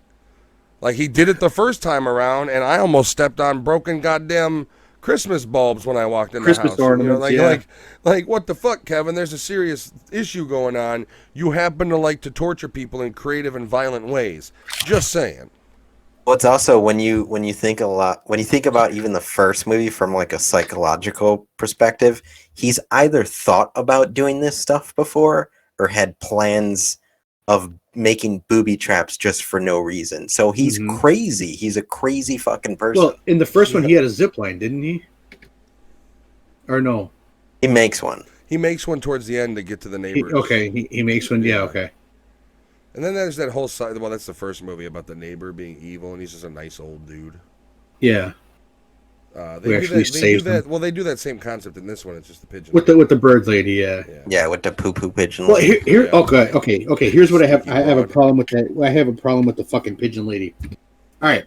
So he makes the call to the police and says, "I got the whatever bandits here. The people that are working to the Dunkin' store. They're gonna be in the they're gonna be in the park. Look out for fireworks, right?" So they show up there, and they're covered in all this shit, and she throws a bucket of fucking bird feed on them, and the birds are eating the fucking the feed, right? And then he lights the fucking fireworks, and the fireworks are going off, and it's not too far from where they are. All of a sudden, the police show up, and they're like, "Oh, it's the 4th of July." When they show up, the guy fucking pulls out his gun and goes, bang! All of a sudden, the birds fly away. Why the fuck didn't the birds fly away when the fucking Roman candles were going off in the first place? I thought you were gonna say, why did the guy randomly shoot a gun in the air? I think that's a more we important can go question. with that. Why a police officer would fire his gun in the air, discharge his weapon to scatter pigeons. But that and this, but the pigeons were not flying away because of the fireworks, but they're going to fly away because of a gun that's going off not even 3 feet away from the fireworks. I mean, I'd argue that gunfire up close is a lot louder than fireworks. The fireworks are right fucking there, man. Either way it goes, they're both fucking wrong. I mean, you're literally just like your problem with the movie is the pigeons weren't trained well enough. We have another Daniel Baldwin here thing going. I think is going to happen. Nah, man, the fucking pigeons, man. And so why did bring they up go on fire when they had the kerosene and the flame and they were covered in all that paint? Why didn't they go on fire? There. Why didn't they catch on fire then? Not all paint. Other things. Paint in general is not flammable. Like half the shit they were covered in was flammable. Well, yeah, but like unless it was straight up lead paint, I don't even think lead paint was flammable. Like turpentine and shit's flammable, but paint itself's not going to engulf you. But they've been covered in. They were covered in tarnish. They were covered in tarnish, lacquer. That shit would all be flammable. The toilet bowl thing. They were covered in a lot of different stuff. Because you can't light them on fire because there's no way they can come back from that. That's why. Whatever. You can't have Marv funnily walk away in a comedic manner from being lit on fucking fire. Like there's only so many bounds they can push. Like he still can. No, you couldn't. Like you couldn't have Marv come back after being fully engulfed in flames. No, he can walk away in a funny manner. How? He doesn't mean he's not going to be dead, third-degree but he can walk away in a funny manner. He can still walk away in a funny manner. It doesn't mean he's not going to be dead. We're literally discussing how this sociopath sets up kill rooms for these guys, and you're like, I don't understand why they weren't lit on fire. Because it's a fucking family movie. Scott Calvin a murderer earlier, so go ahead. He murdered Santa. No, he yelled, "What are you doing on my roof?" Santa. No, he yelled because somebody was on his roof. The guy fell. Okay, he didn't murder him. If somebody's driving in the road and you jump in the road and distract them and they hit a pole, you're at fault. Involuntary manslaughter. It's involuntary but you run out of your house and say, "What are you doing on my roof?" And somebody falls off your roof. That's not your fault. If Santa, yes, it is. You can literally. No, it's not your fault. It's on your property. If you're on somebody's roof, well, then drag that body into the fucking house. If you're on somebody's roof and they spook you and you fall off and live and you break like a limb, you can sue them for damages. You could sue them. Oh, that's wrong. Well, that's real life, though. I mean, you can. Like, you remember that Why scene? are you on my roof in the first place? You remember that scene in Liar Liar where she tells the story of her friend somebody tried to break into the home and fell through the skylight and fell on a cutting board that had a knife on it, and he sued and he won and she had to pay him out? Like, that's the true story of it, is realistically, if you get hurt on somebody else's property and you haven't committed breaking and entering, you can sue. Especially if the asshole comes out and says, "Hey, what are you doing?" It's like if somebody goes up to your car and does your door handle. Let's legal, let's go with this. There's no body, so he didn't murder anybody.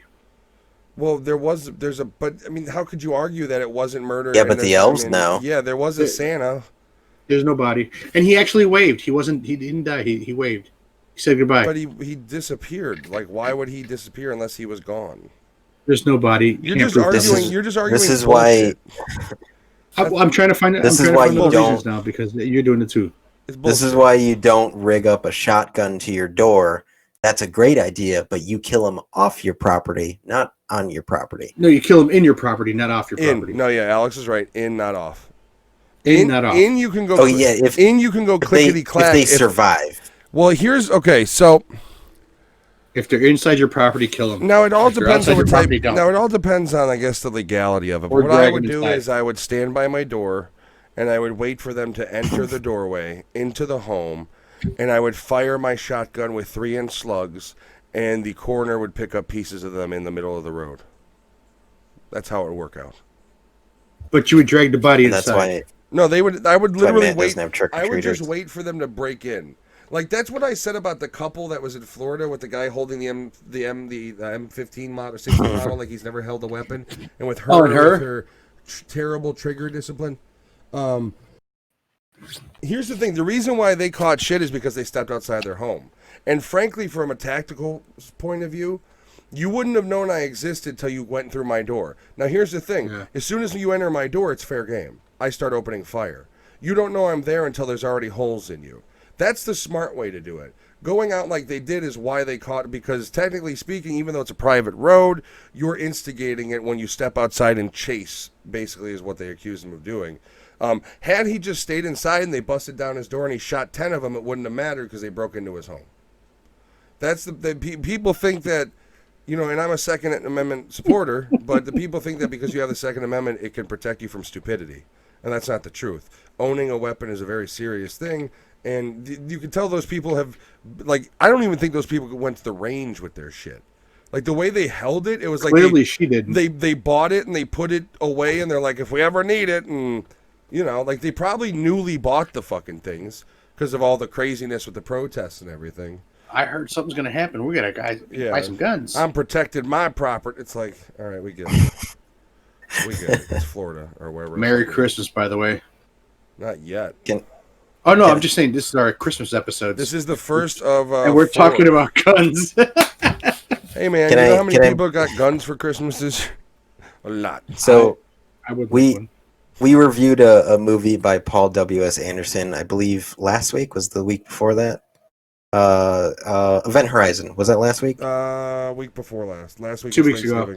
So I did just see, I'm just bringing this up randomly because I thought of last week. So he's doing the Monster Hunter movie with his wife, who's a terrible actress. So they just pulled out of the. They just pulled out of the.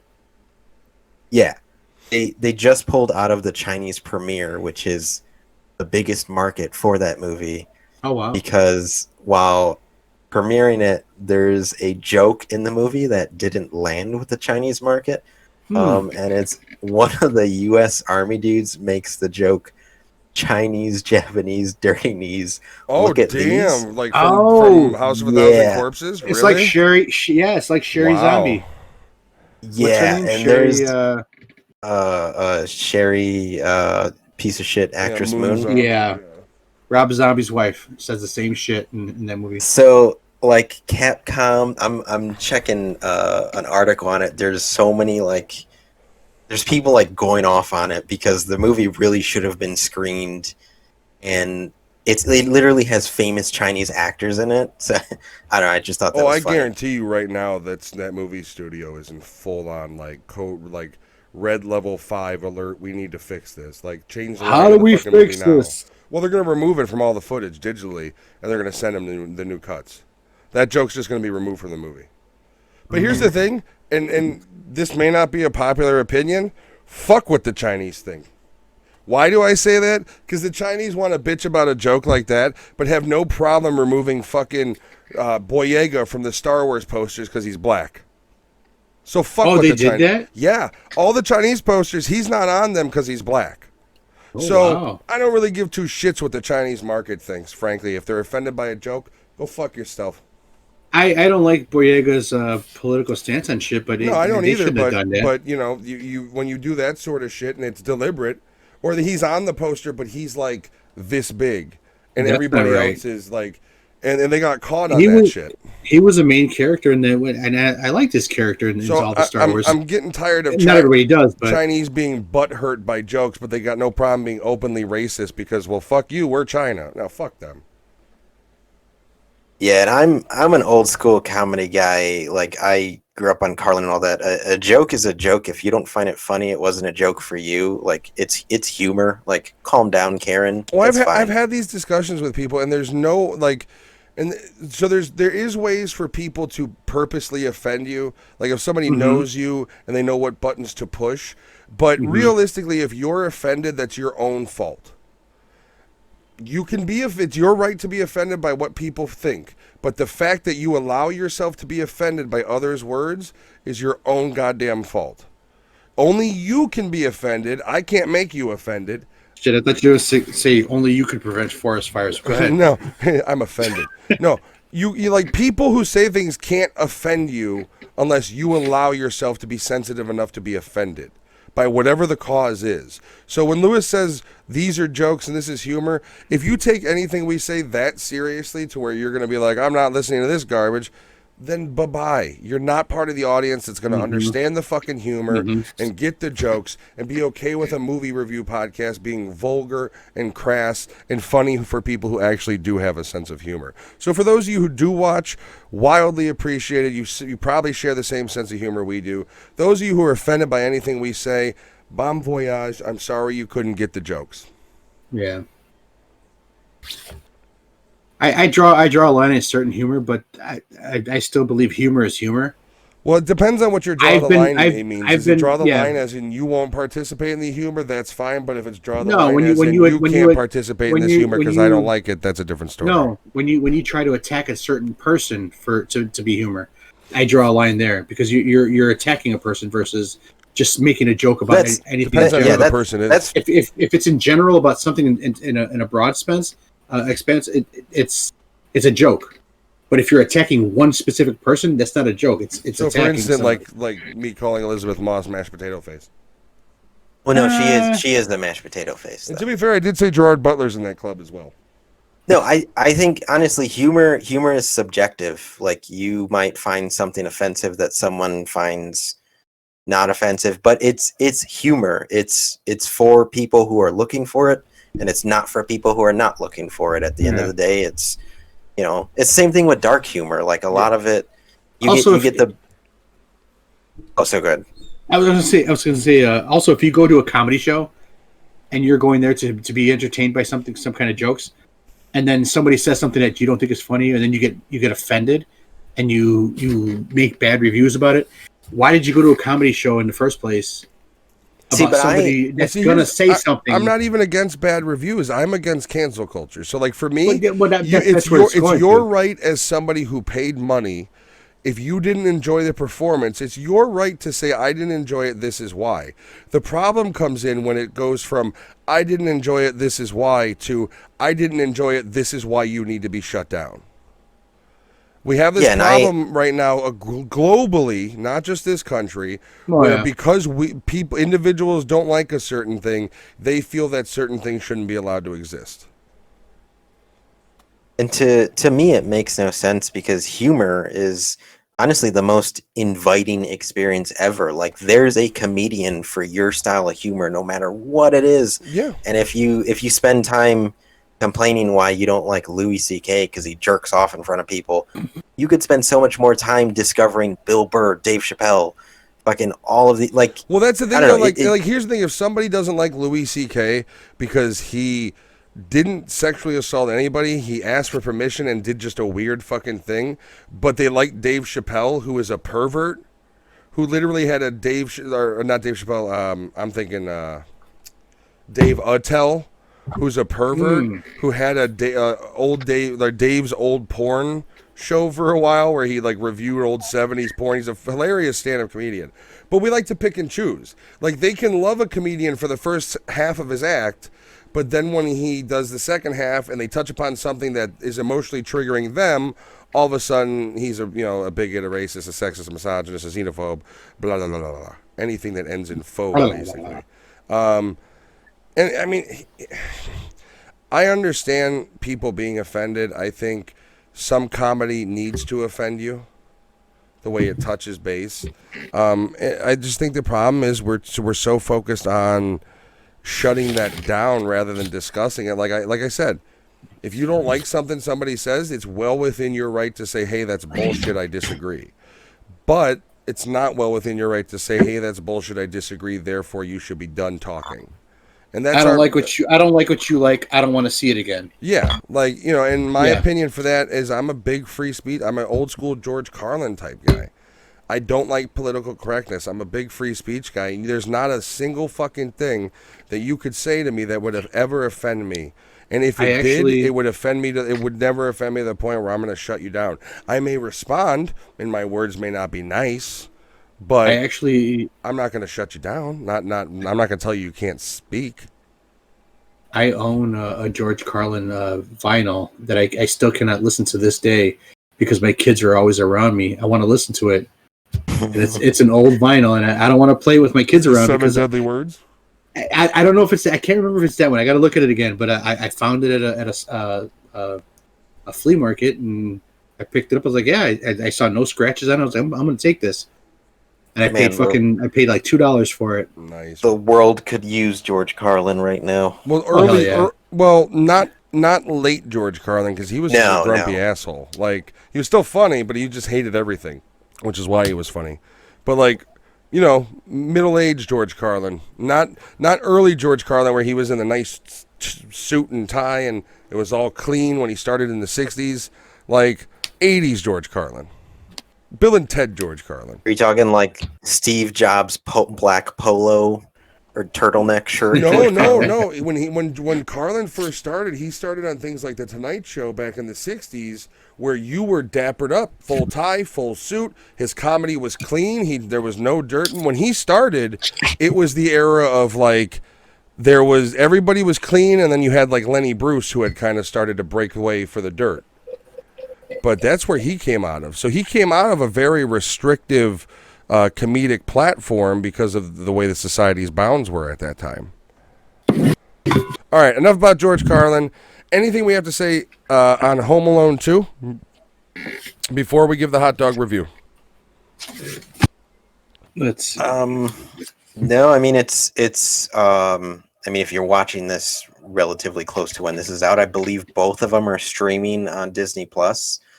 In 4K. Definitely worth watching. All of them are actually streaming on Disney. All the other the terrible sequels as well. I would say Santa Claus is a very family friendly movie. This movie can creep younger kids out. Yeah, depending on how old the kids are, you don't really want to show them a young kid bashing people to near death. Yeah, or you do, and that's your thing. You want to raise a little Kevin McAllister Jr. and not sleep at night.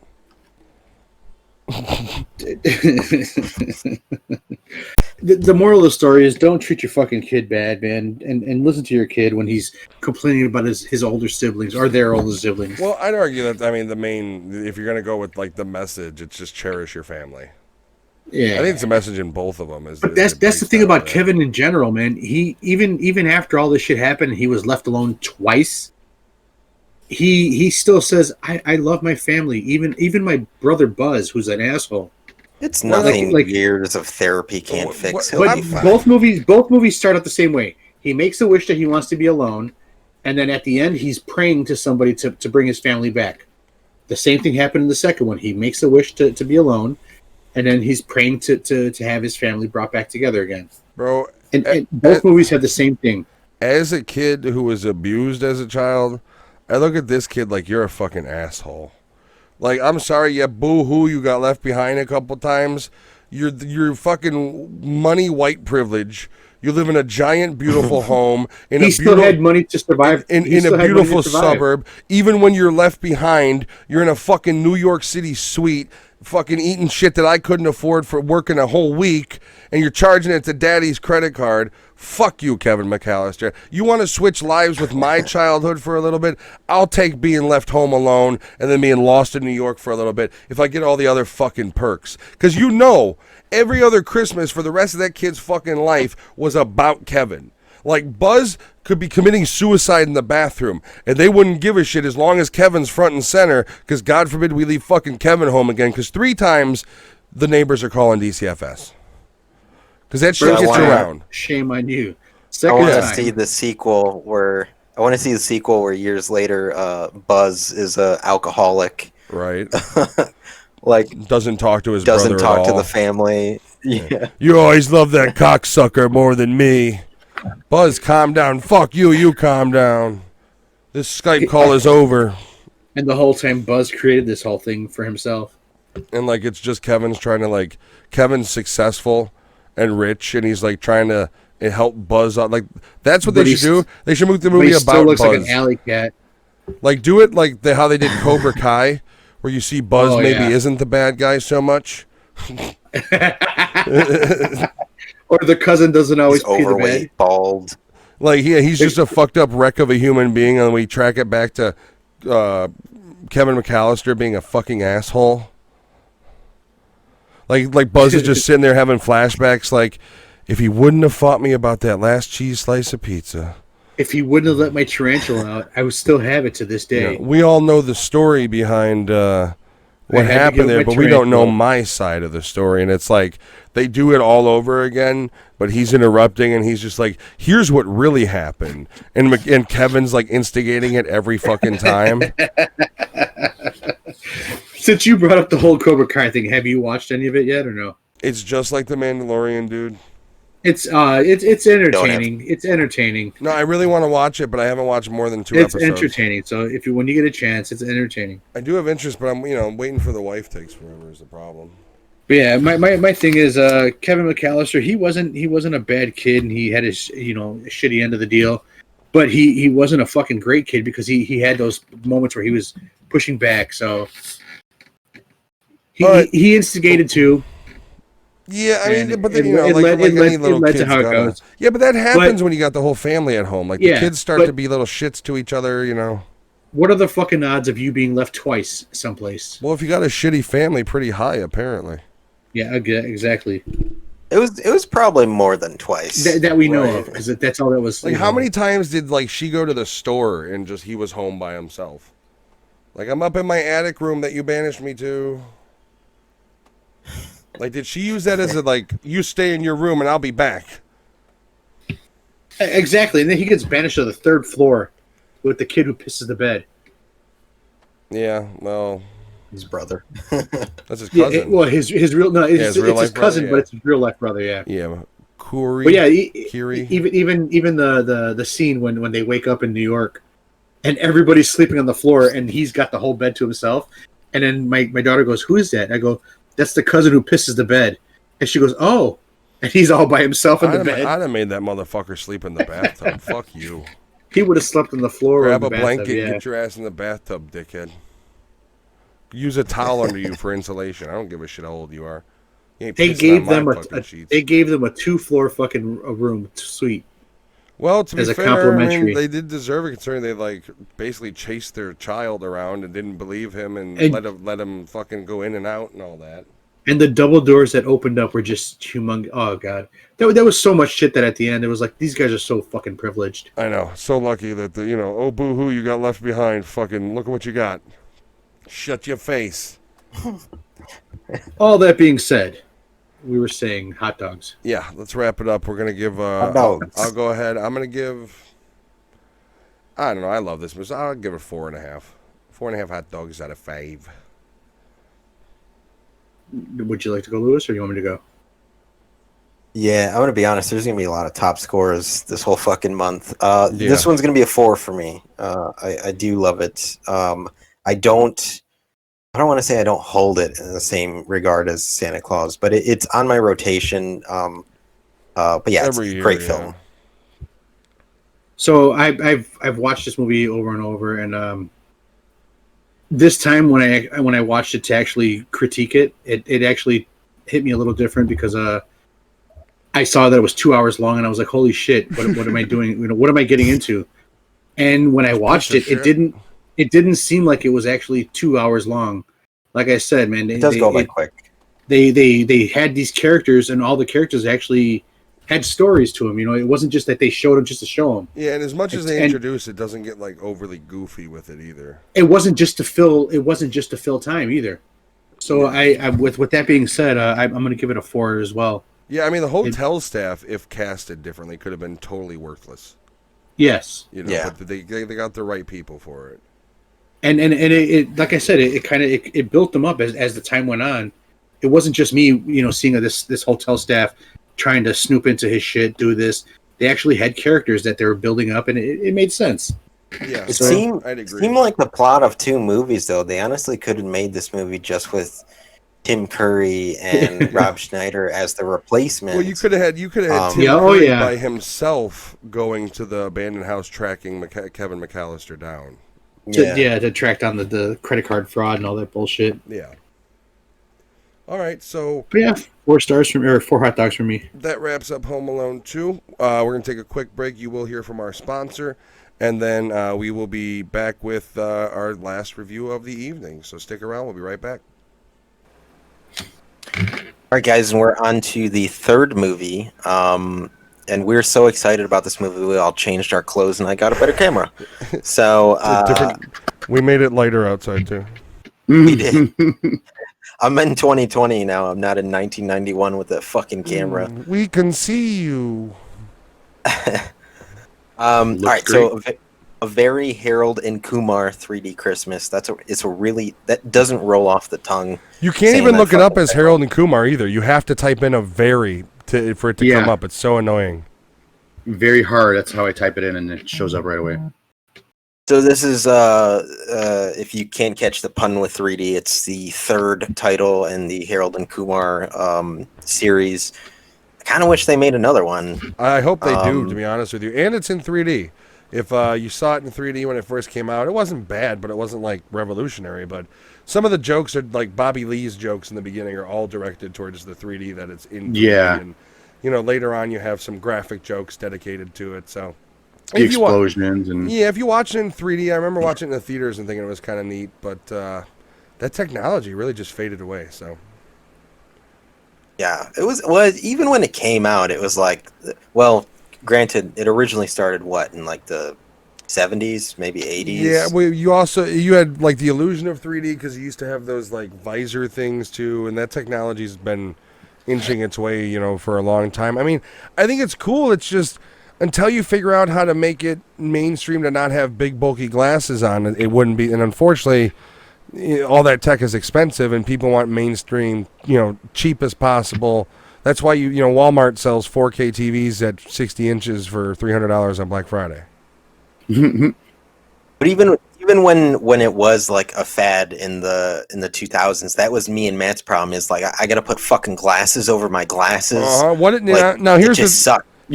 Where do I have the smudge? Is it on the 3D glasses or my real fucking glasses? Well, let me just clean them both in the middle of the movie. The TV I have in our living room is actually a 3D TV, and I've only used the glasses once. And I'm pretty sure that the batteries right now inside those glasses are some kind of acid corrosion that's built up in it. My 4K in the living room is actually a 3D TV, but I think I've used it maybe twice. Because, I mean, there was only like a couple-year period where a bunch of 3D movies came out, and then half of them were garbage, and then, Well, it even has an option where you press the button, it'll turn your regular TV 3D, which I don't know how the hell they do that. I don't know that one. But it's certain shows and programs and commercials will show up 3D. Sounds like a headache. Yeah. Like a literal headache. That's why I couldn't really watch 3D movies. They gave me headaches. I mean, so I have two good experiences with 3D. I have one in the theaters, which was with A Christmas Carol with Jim Carrey, the animated one. That was pretty awesome in 3D. And then I went to Best Buy when I lived on the north side, to the Best Buy that had Magnolia in it on Elston. Yeah. And I wasn't particularly sober. And I was with a friend, and we sat on their couch. They had this like 80-inch 3D 4K, and they had the Oceanic video. And I'm not gonna lie, it looked really good. And I, for a second, was like, "What? What?" I could almost touch it. Yeah, it was one of those moments where, and then like, you snap out of it and you realize like this TV's $4,000. Like I'll never have it. I'm leaving. Like I'm gonna go be depressed in my car. They do it really good when you go to like those amusement parks and they have the 3D shit. That actually works really well. I saw the Muppets on that and. Oh, well, I mean, see, I'd love to do like. That'd be cool. I know Universal Studios has some of them where you actually wear like a 3D glasses with it, which would be awesome. Yeah, Disney did the Muppets, and that was really good.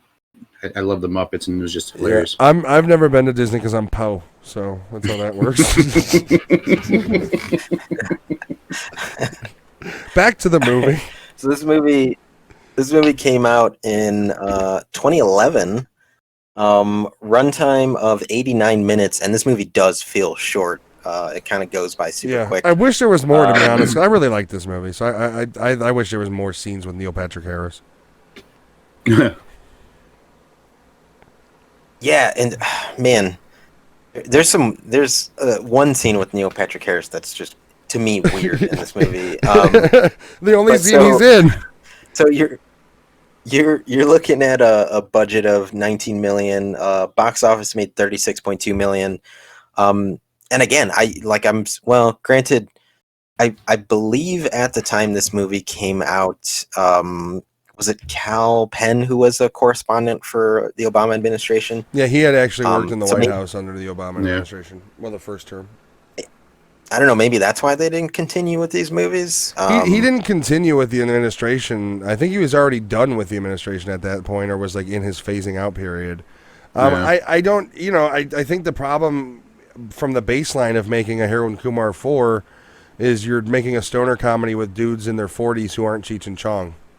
Mm-hmm. My idea for Harold and Kumar 4 is it's their children, or something to do with their kids, where they're friends in school. These two get together and they smoke pot, on the weekends and blah blah blah. And then you do something like they're part of like their their Boy Scouts crew or something, where they have to go into the wood. You know what I mean? Like, I think if you're gonna do a Harold and Kumar 4, you can do a very funny rated R kind of almost family Harold and Kumar movie. Yeah, but you really a stoner family movie. Yeah, exactly. I think that's the direction you would have to go, because Kumar's already got a kid. Harold's wife is pregnant, so at the minimum, I think you make that the center of it, where you do like kind of how when they redid Vacation, they made a very rated R Vacation. You know what I mean? Yeah. So for cast, this movie has a shit ton of cameos and cool people in it. So John Cho reprises role as Harold Lee, Cal Penn as Kumar, Neil Patrick Harris like as 2 O's himself. and 3 U's. Yeah. Neil Patrick Harris plays himself, and Neil Patrick Harris's husband. Yep. David something. Plays Burke. David Burke. Plays I guess his lover, quote unquote. Well, in the movie. It's his husband in the movie too. It's just there's some interesting behind the scenes of the relationship, I suppose. So you got Danny Trejo as the father of Maria. Oh, the Christmas tree story. One of my favorite comedic actors, Thomas Lennon, plays John Cho's buddy, Lieutenant fucking Dangle. Very much in my situation with a new kid and kind of not knowing how to wrangle the child. You have David Krumholtz, who was in Santa Claus. Bernard plays one of the friends. I believe his name. He's got Seth Goldstein. Yeah, he's got one of the fun. Him and the other guy have like a really funny scene at the end of the movie that we'll go into. That scene in general makes me crack up. You're talking about Shipbreak? And the other guy is Shipbreak, Eddie K. Thomas, who is in the American Pie movies. As the seducer. Yes, the seducer. Bobby Lee has a cameo as Kenneth Park. I love his scene in the beginning, the Willem Dafoe-esque. Jake Johnson is Jesus. Was pretty damn awesome too. I like God, we need to just get over this part. I want to talk about so much. Fucking RZA from the Wu-Tang is in this movie. I know. I love it. Patton Oswalt. Yeah, just a bunch of fucking people. Oh, yeah. He's the great. Meet me by Santa's sleigh in 30 minutes. All right, so we could just jump into the movie. I haven't seen this in a long time. I remember when the trailers were coming out for this, and they specifically hyped like Neil Patrick Harris's role in it. I didn't see this movie in theaters. I imagine it would have been kind of cool to see it. Well, you got to remember, this is also at like the height of How I Met Your Mother's popularity. Yeah. And he was doing shit on they Broadway. mentioned it a couple times. Yeah. But Matt had kept bringing this movie up even before the December thing. You just wanted it. It's one of my favorite Christmas movies. Like, it's in my every year watch list now. One time, a young lady and I may have watched this movie on some hallucinogenics, let's say. I don't know. But I love this movie. Yeah, delicious cookies. So this movie takes place after the second one, which they escape from Guantanamo Bay, and which was Neil Patrick Harris's character dies, quote unquote. Yeah. Number 2 is not as good as either the first or this one, in my opinion. No, but basically Harold and Kumar have not talking to each other. They've kind of gone their separate ways. Harold has established a life. Is it Harold? Yeah, I was confused. Harold. He's basically he's fulfilling his plan. He's all that hard work. He's got the big house. He's got the dream girl. They're trying to conceive. Family man. Yeah, he's very much grown up, basically.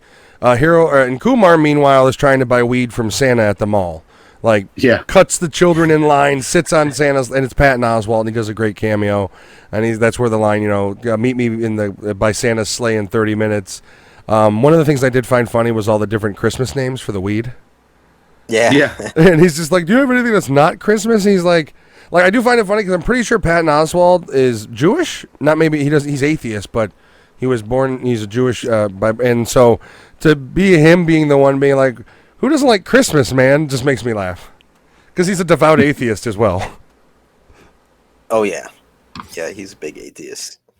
So, I mean, this movie has a lot of cool characters. I really like fucking Danny Trejo as the dad. Yeah. I love that he shows up. And it's even funnier because he's Mexican. And it kind of harps on the, showing up at a party with your entire Hispanic family. Yeah, the whole crew. Yeah. Literally half of them one of them I think just got out of fucking prison. Well, okay, so I want to mention that. No, he didn't just get out of prison. And here's the thing, even though Danny Trejo at this point does not they got him. He does not like Harold. When Harold's like, "Oh, when did he get out?" Even man to man's like, "Well, he didn't really get out." I just found that scene funny because it's he doesn't like Harold, but he knows enough to be like, he's gonna be family, so he's like, he didn't exactly get out. To me, that's a little bonding moment. And then just leading up to how he shows up and the time of day that he shows up, they're inside the house, Kumar or Harold and his wife trying to make a bubba. Yeah, right on the steps. Question: do you guys think that was an ass double they used, or do you think it was her? I think it was an ass double. I think Jen didn't think so, but I thought so too because they didn't show anything above mid back, and I not even the hair. They didn't even show that. I think it was an ass double. Sorry, just want to point that out. That's a really weird credit to have in the movie, though. Right. So and so's character's ass double. Yeah, I was in Harold Kumar 3. What were you? The ass. Oh, all right. You were a donkey? No, it was my ass in lingerie. No, it was my ass. I thought I recognized that. Anyway. This movie definitely is a stoner comedy. It for me the moment where it goes into I'm watching a Wile E. Coyote cartoon is when he flicks the blunt out the window and it just fucking circles around. Yeah, Santa's magic. That's when the movie's you know what you came for. You know exactly the humor we're gonna give you. It's stoner comedy mixed with fantasy Christmas movie. There's no magic. reality in this movie at all. For one thing, the tree goes up in flames from the blunt, and there's no scorch or flame marks in the house at all. Not only that, when they throw the tree out the window, how do they get it out? Because it's fully engulfed in flames, and neither of one of them are singed. You would have had to get up or down and then up to throw that fucker out.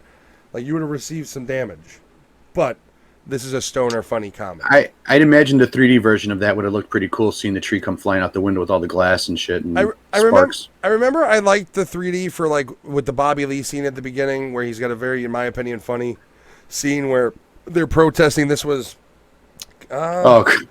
basically they filmed it during the financial crisis. I think by the time it released, it was still going on, but things were starting to teeter off a bit. But they were protesting Harold's company. And he goes to leave, and Bobby is like, "Merry Christmas." He's like, "Don't worry, I'll hold him off." And he's like, "I just got a big bonus." So they start throwing eggs at him, and the 3D was really cool with that because of how they did it. But the way he goes down, where it's like Willem Dafoe in a Platoon, where he's just like and he's just getting hit with them, and then he's on the ground twitching in a bunch of egg yolk. That scene always makes me laugh. Bobby Lee deserves credit for that scene. Yeah, so the whole quest for this movie is basically Danny Trejo. The Christmas tree is the most important thing of their family tradition. And Harold Harold basically tells his father or father-in-law, maybe they're married already, that he's going to take care of the Christmas decorations for them to go off and not worry about anything, and he's got it covered.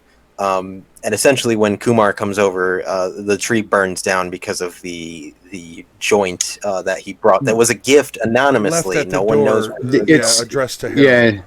And it's also the bad luck that follows Kumar everywhere. Alex, you want to describe the Christmas tree, the scene that Danny Trejo tells?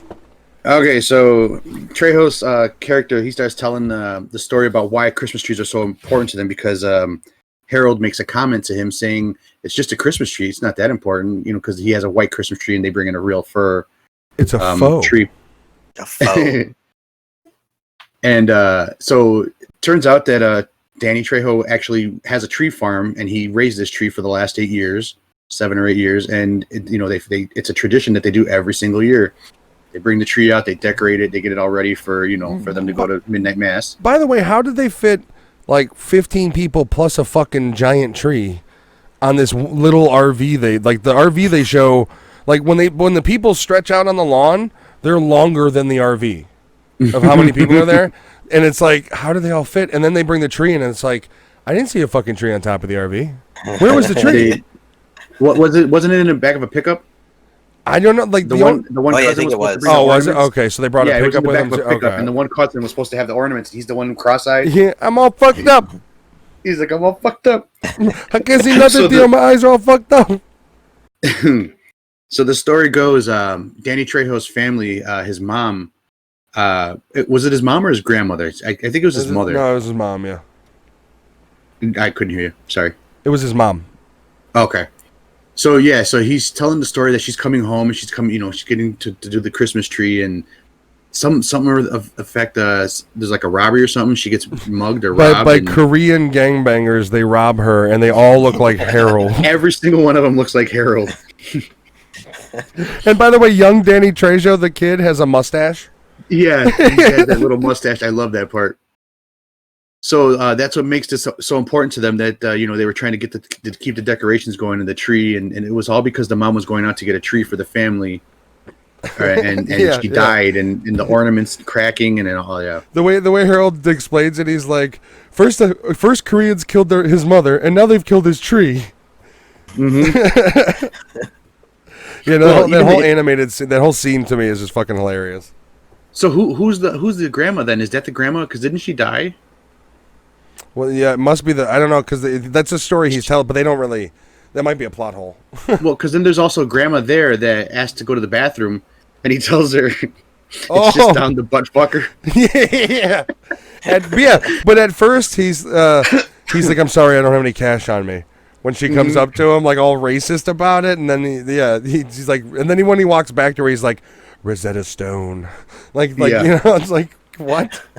He learned his Spanish from Rosetta Stone. It's just down the butt fucker, and like everybody, it just stops. Everybody looks at him like, what? Yeah, it's the Twister forks and knives on the plate scene. I think that was like the part that I laughed the most loudest out of the beginning of the movie. I just found that to be really funny, and then of course the young Danny Trejo with the mustache. Yes. I love this movie because then it carries on to so basically Kumar comes over, this big blunt is mysteriously left on the doors, and Kumar, by the way, we get a little glimpse into his life, and he's still living in the same apartment. His girlfriend that he had from the second movie, the woman if you don't remember, he basically ruined her wedding, and then it's his former college girlfriend. So she she tells him she comes over. His place is a total disaster. He's a fucking slob, and he's got a beard now. He's got a beard, which to him, looks all right on him. It does make him look fatter with the beard, though. Like with his beard, you're like, he's a bit heftier. And then he's freshly high, and she tells him that she's pregnant, and he basically does not have a good response. Because he's watching the Christmas Story in the background. Yeah, he's too stoned to concentrate and discuss it. So she storms out, and so there's this whole kind of triangle between her and then Harold, and Harold and her are still friendly. they still talk, but Kumar, he's basically pushed himself out of all of the people that once cared about his lives, and is basically kind of a loner who hangs out with loser 20-something-year-olds and does the same shit over and Adrian. over. Yeah, he doesn't. He left medical school. She says he flunked. He said he left, but he's no longer. So he's basically gone down the loser tunnel here.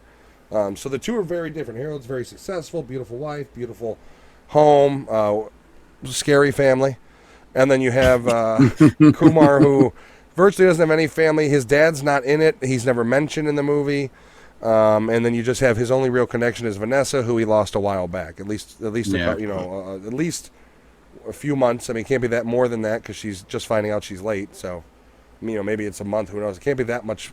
Within. I think they said like 2 or 3 months or something. Is that how long? Okay, yeah, because within 2 months he went from with her to bearded slob hoarder, basically.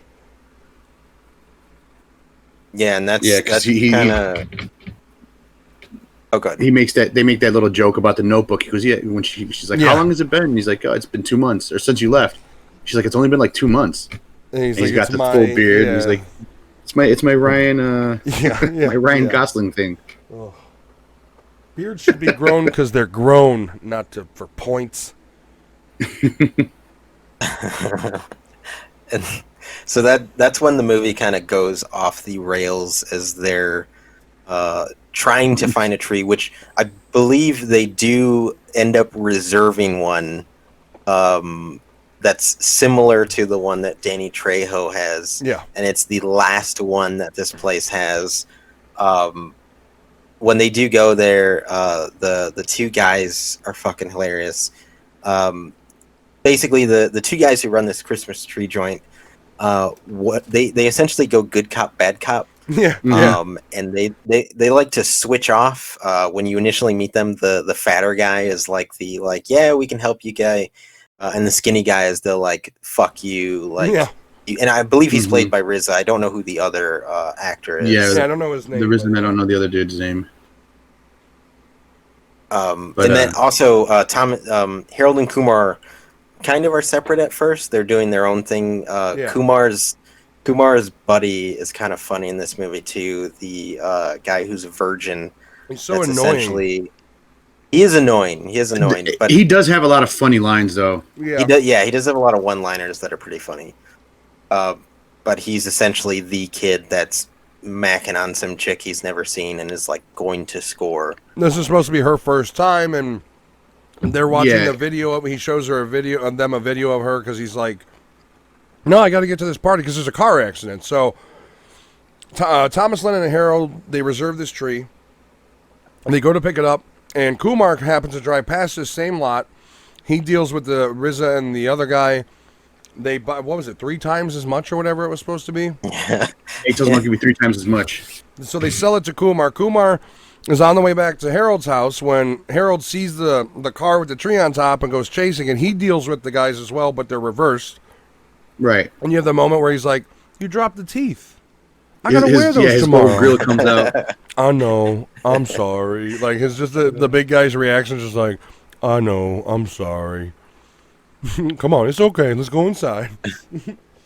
So that actor's name is Devon McDonald. Okay. Yeah, he's actually was in Forgetting Sarah Marshall. I'd have to check that out again. Yeah, no, he was the bartender. Oh. Okay. Yep. Yeah. The Okay. Filka fish. He's like, I can name you 100 types of fish. Yeah, that guy. There was something though that we didn't. Forrest Gump ripoff. Yeah, there was something that we didn't talk about though, and before that, when Kumar's trying to tell somebody that his girlfriend's pregnant, because that's the reason why he's going to Harold's, is also to bring that box and also to tell Harold that his girlfriend's pregnant. Yeah. And he goes, there's something I got to tell you about her, and he goes, what? She queefs? Is she Queen Laquifa? When he said that, I was just like, what the fuck? And then that's where Kumar kind of realizes that this isn't the kind of friend he wants, and it hits him. Well, he's so young is part of it. Yeah. Kumar at this point is what? In his 30s, I think? Probably 30s or something like that, yeah. So, that's all it is it's this dude's too young. There's a gap there. Kumar's old, kind of older stoner who just wants to smoke, and this kid wants to party and take young Casey Jones's daughter's virginity. Yeah, that's a Teenage Mutant Ninja Turtle reference, everybody. Casey Jones is in this movie. Is that Casey Jones? That's her father. Oh shit! Yep. Yep, he's the one that beats up Corey Feldman's turtle. Or was it Raphael? That was unintentionally dirty. Yeah, it was. You want to go beat up Corey Feldman's turtle, do you? I didn't think of it that way. Here on the Nerditude Movie Podcast, we don't judge. You can beat up anybody's turtle you need to. Yeah. You do you, baby. But so they get to the point where he does show the guys, because they come into contact with. You just hit your elbow. You know, right there. I heard that. It's audible. I'm gonna make that sound louder in the edit. That's what happens when you have 3 desks. So they come because the Kumar's friend flips the station wagon they're driving like 800 times. Yeah. And they go to check if they're all right. They meet up, and Kumar's like, the tree will be okay, right? It's fine. And then the car blows up. So the only thing this kid cares about is going to try to have sex with this young virgin. So he shows in the video, they see that there's a tree in the background, and they're like, holy shit, look at that tree. So they make a deal of if they take him to this party, they get to take the tree, and he lies to him and tells him, yeah, it's all good, no problem. And he pretends to call her, and so they show up, and so this is a several layered scene, because you have they come in, and you have the younger brother of this girl, who basically says, we'll play, let's play beer pong for the tree. And then you have the other part where the dude's trying to have sex with this girl, and he starts to find out, she's talking about how everybody's too much of a pussy to have sex with her, and that's why she's still a virgin, and he's like thinking that maybe it's a disease or she's deformed or something. And then he finally sees the photo of her father. He starts to notice that this guy looks familiar, and then has that little flash of the anime of him, where he's just shooting guns and murdering people. Also, on the way, Harold accidentally hot boxes Thomas Lennon's little kid, which is pretty funny. He puts her in the clam bake dude, van. I didn't know she was in here. Daddy, daughter day. What does she say? I got the munchies. Yeah. And then he calms her down with some Wu-Tang. And that's also a running joke too. Is that at the beginning, Kumar tells Santa that he wants Wu-Tang to get back together, and all of a sudden, RZA's inside the tree stand, selling him a tree. I like that about this. Yeah, and so once they get to the party, there's a lot of fucking chaos that goes on. Harold pulls off the most impossible beer pong shot ever, and they do end up winning, but basically they get dosed. They get roofied, by the fucking young kids. And then I think this is also the point as the young guy who's just trying to get this chick. I forgot this part of the movie, so in my head I kept thinking, like, why does no one want to sleep with her? Does she have like a dick or something? Yeah. Is she a dude? But it turns out that her father is part of the Russian mob. Casey Jones. Yep. Yeah. Damn, I really did not realize that was him. Yeah, he basically what happens is they've already been they start to feel like they've been dosed, and then the father comes in. And he comes in, and at this point, she is chasing Kumar's friend down the stairs, who is down to his underwear, because he's too afraid to have sex with her, because now he knows who her father is, and she's basically calling him a pussy. And she does this whole thing where she's like, I'm fucking somebody tonight, and grabs onto Harold. And before... Go ahead, Alex. No, it was just the reference that she made to Kumar. that she doesn't like him. Sorry, I don't date black guys. Yeah. And he looks at her like, what? He's like, what the fuck? Yeah.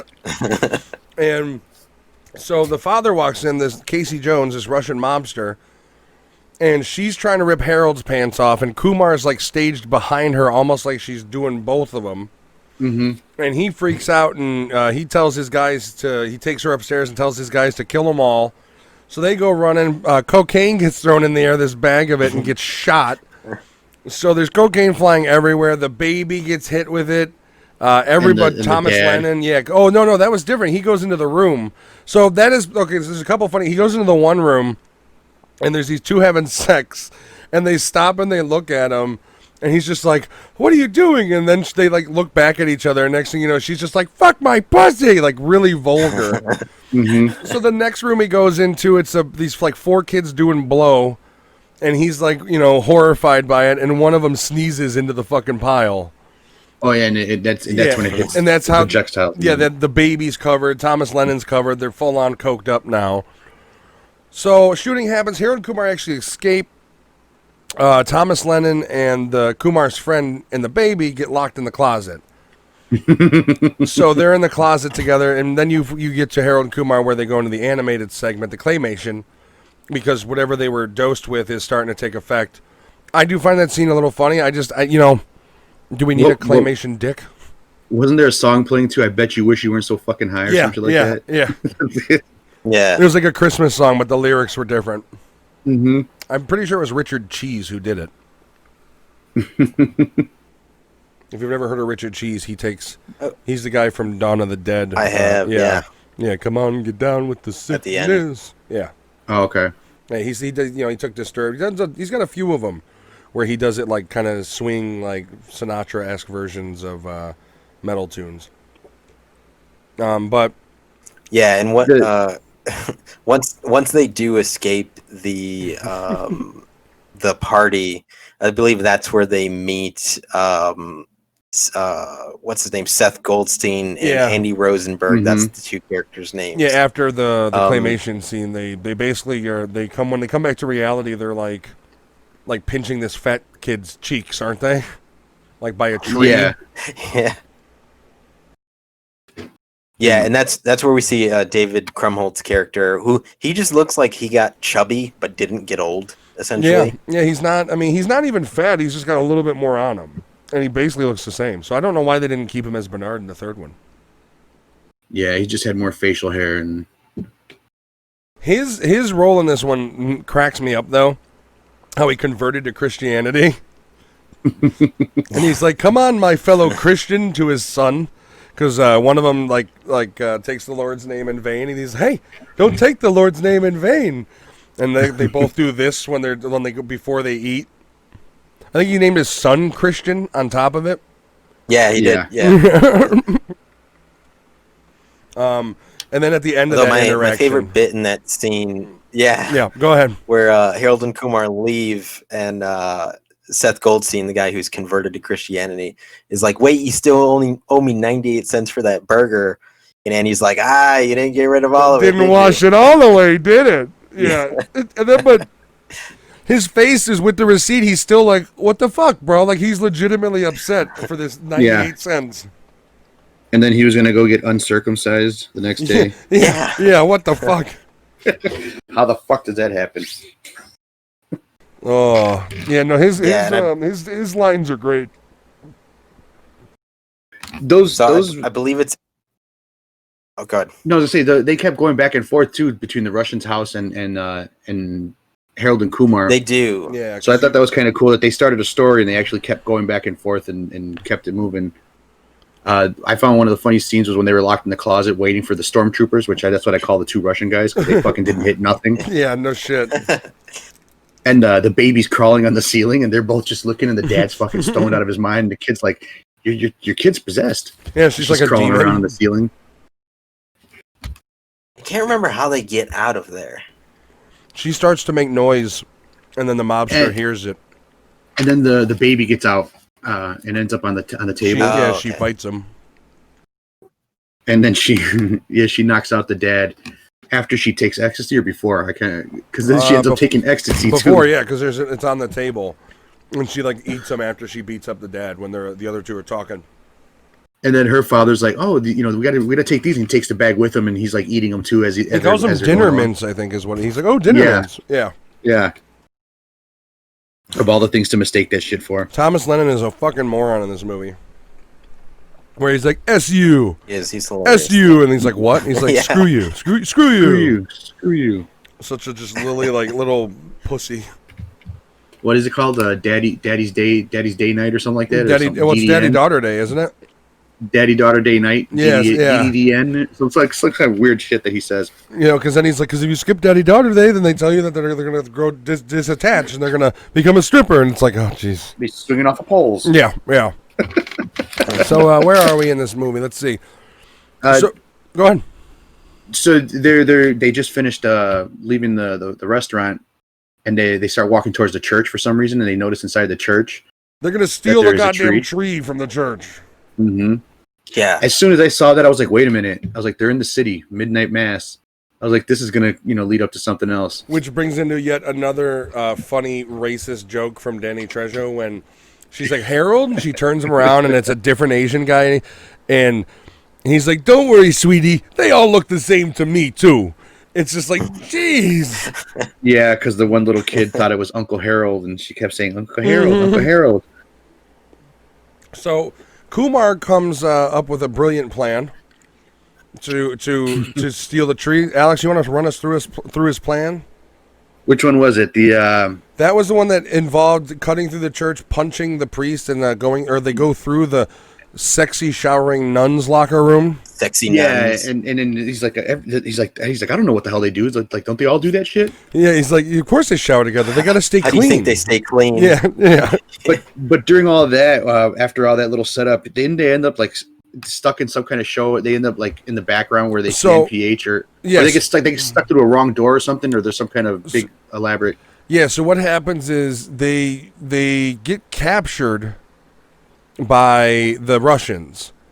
Then you have the whole scene where they basically talk the Russians through their little squabbling that they're doing. Wafflebot at this point saves their life because they get the tree from the church, don't they? Or no. You're right. No, they run into NPH. They run into NPH first, and then where they get. It's almost like Jingle All the Way, where they dress them up and they throw them into the show.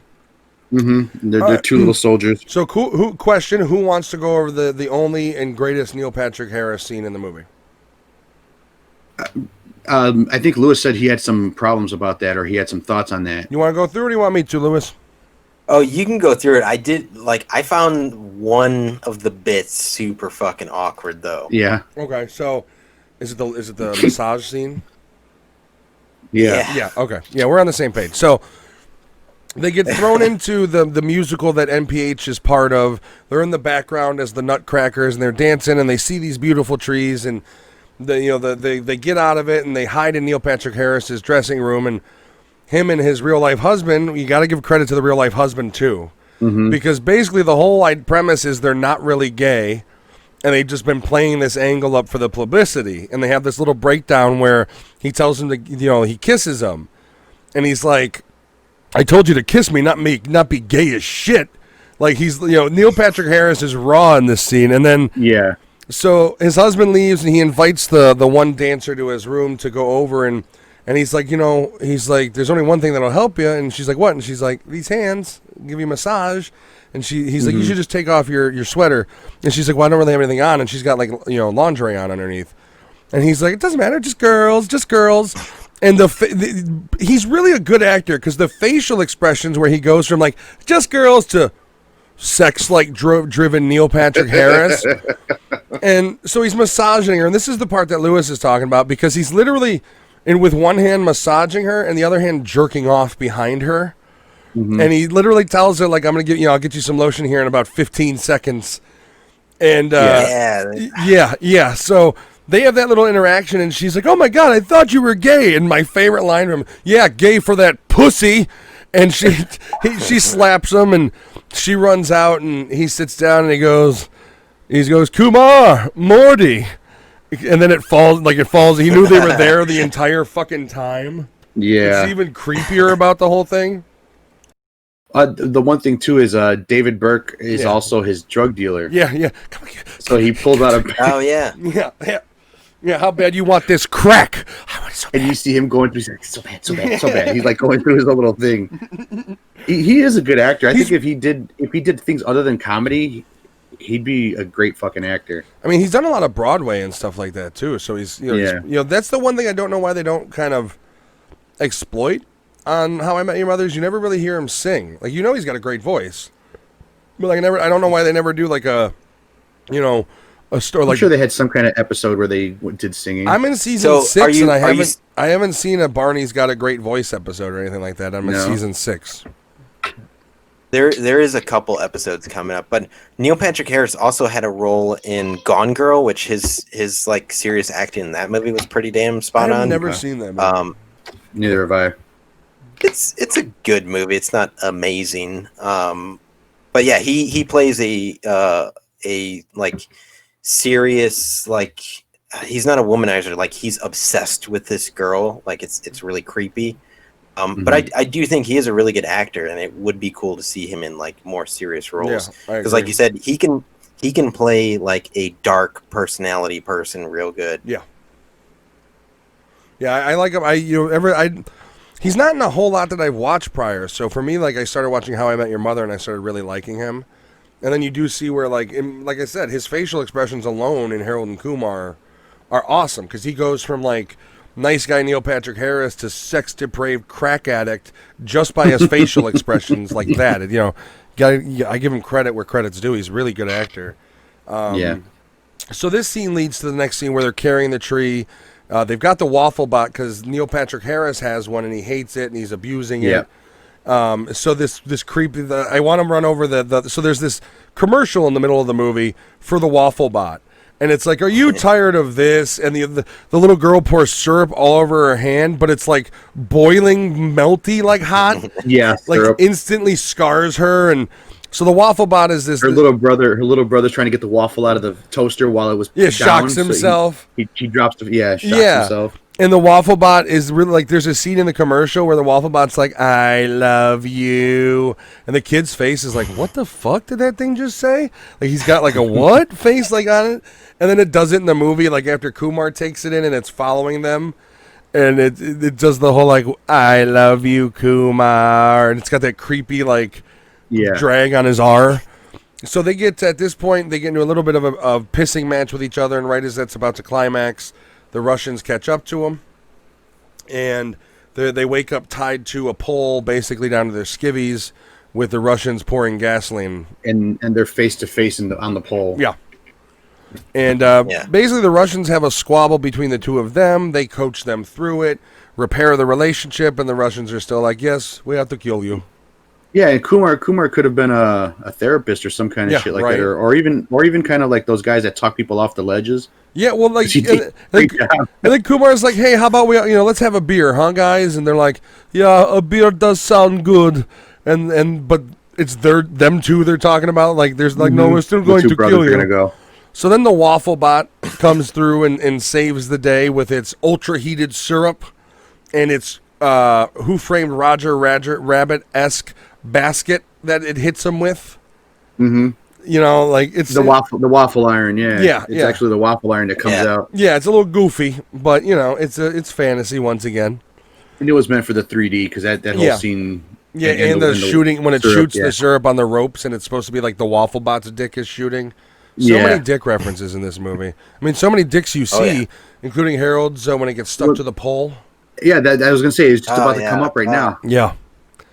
Oh, it gets and then he finds a thermos full of coffee, and instead of just pouring a little bit like he says, he just dumps the whole fucking thing all over his Johnson. And he says it was warm coffee, but it was actually hot coffee. And as a dude, I watch it, I was like, it's like, oh no, oh, like I know what's coming, and it's still like, oh fuck, that would hurt. No. And isn't that where the revelation comes out about why he stopped getting high? Yeah, because the sperm count, he was worried about it was fucking with the fertility, and then who does he use as the tell that to Snoop Dogg's kids. Yeah, where he's like, I stopped smoking because it affects fertility, and he's like, tell that to Snoop Dogg's kids. Tell that to Kumar. He just knocked up his ex-girlfriend. Yep. So at this point, what are they? There's still tension building between them because when they did run into the two other guys, when they converted back to Christianity. Yeah. And they made a reference about going to a party for Harold. Yeah. And Kumar's like, what party? He's like, oh, yeah, we'll talk to you later. That's that lingering story of basically Harold's got a Christmas party that every one of their friends except Kumar has been invited to. Yeah, and it comes to, I think it comes to a head there when the girlfriend actually calls to tell Harold that she can't make it. Yeah, because, he had not at this point told Harold yet that she was pregnant. He doesn't tell Harold that she's pregnant until at the very end, right after they deal with the Russians, is when he tells them, and that's when they have the the fertility conversation. And then the he finds out that and then he finds out the party and shit. Yeah, there's that little bit of but no, they confront. That confrontation happens before they're kidnapped by the Russians. Well, that's what happens with the tree. Exactly. Okay, so that's where you're saying some kind of confrontation. Yeah, that's the conversation when they happen, where that's where they're about to just be like fuck you to each other. Then they get kidnapped. Then they resolve the Russian guys' problems plus their own as they talk, trying to get escape. They're talking about what's going on between them. And once they escape that, they've got Wafflebot and they've escaped now. Then they talk about she's pregnant, and he talks about the fertility. And then we get into where we meet Santa Claus. Not the Tim Allen one, though, however. Lewis, you want to run me through how we get to meet Santa Claus? So, I believe they accidentally shoot him. Yeah, Harold shoots the shotgun in the air to try to draw people because it's so loud, yeah. And Kumar saves Santa Claus because he basically was going to die. They shot him in the head. Yeah. So Santa must have been doing like some crazy turns and stuff that he got caught with the shot. Well, I mean, I've seen Tim Allen's Santa Claus, and it is quite whimsical. So, and this is where you find out just before Santa Claus agrees to give them a ride on a sleigh that he was the one who actually sent the blunt to Kumar, super joint. Which what a waste of that! Essentially, what a waste! It was just barely lit. Anyways, basically he sends them the blunt to like rekindle their bring them back friendship together, or to remind themselves. Yeah. Ho ho ho! Santa Claus rolled your one.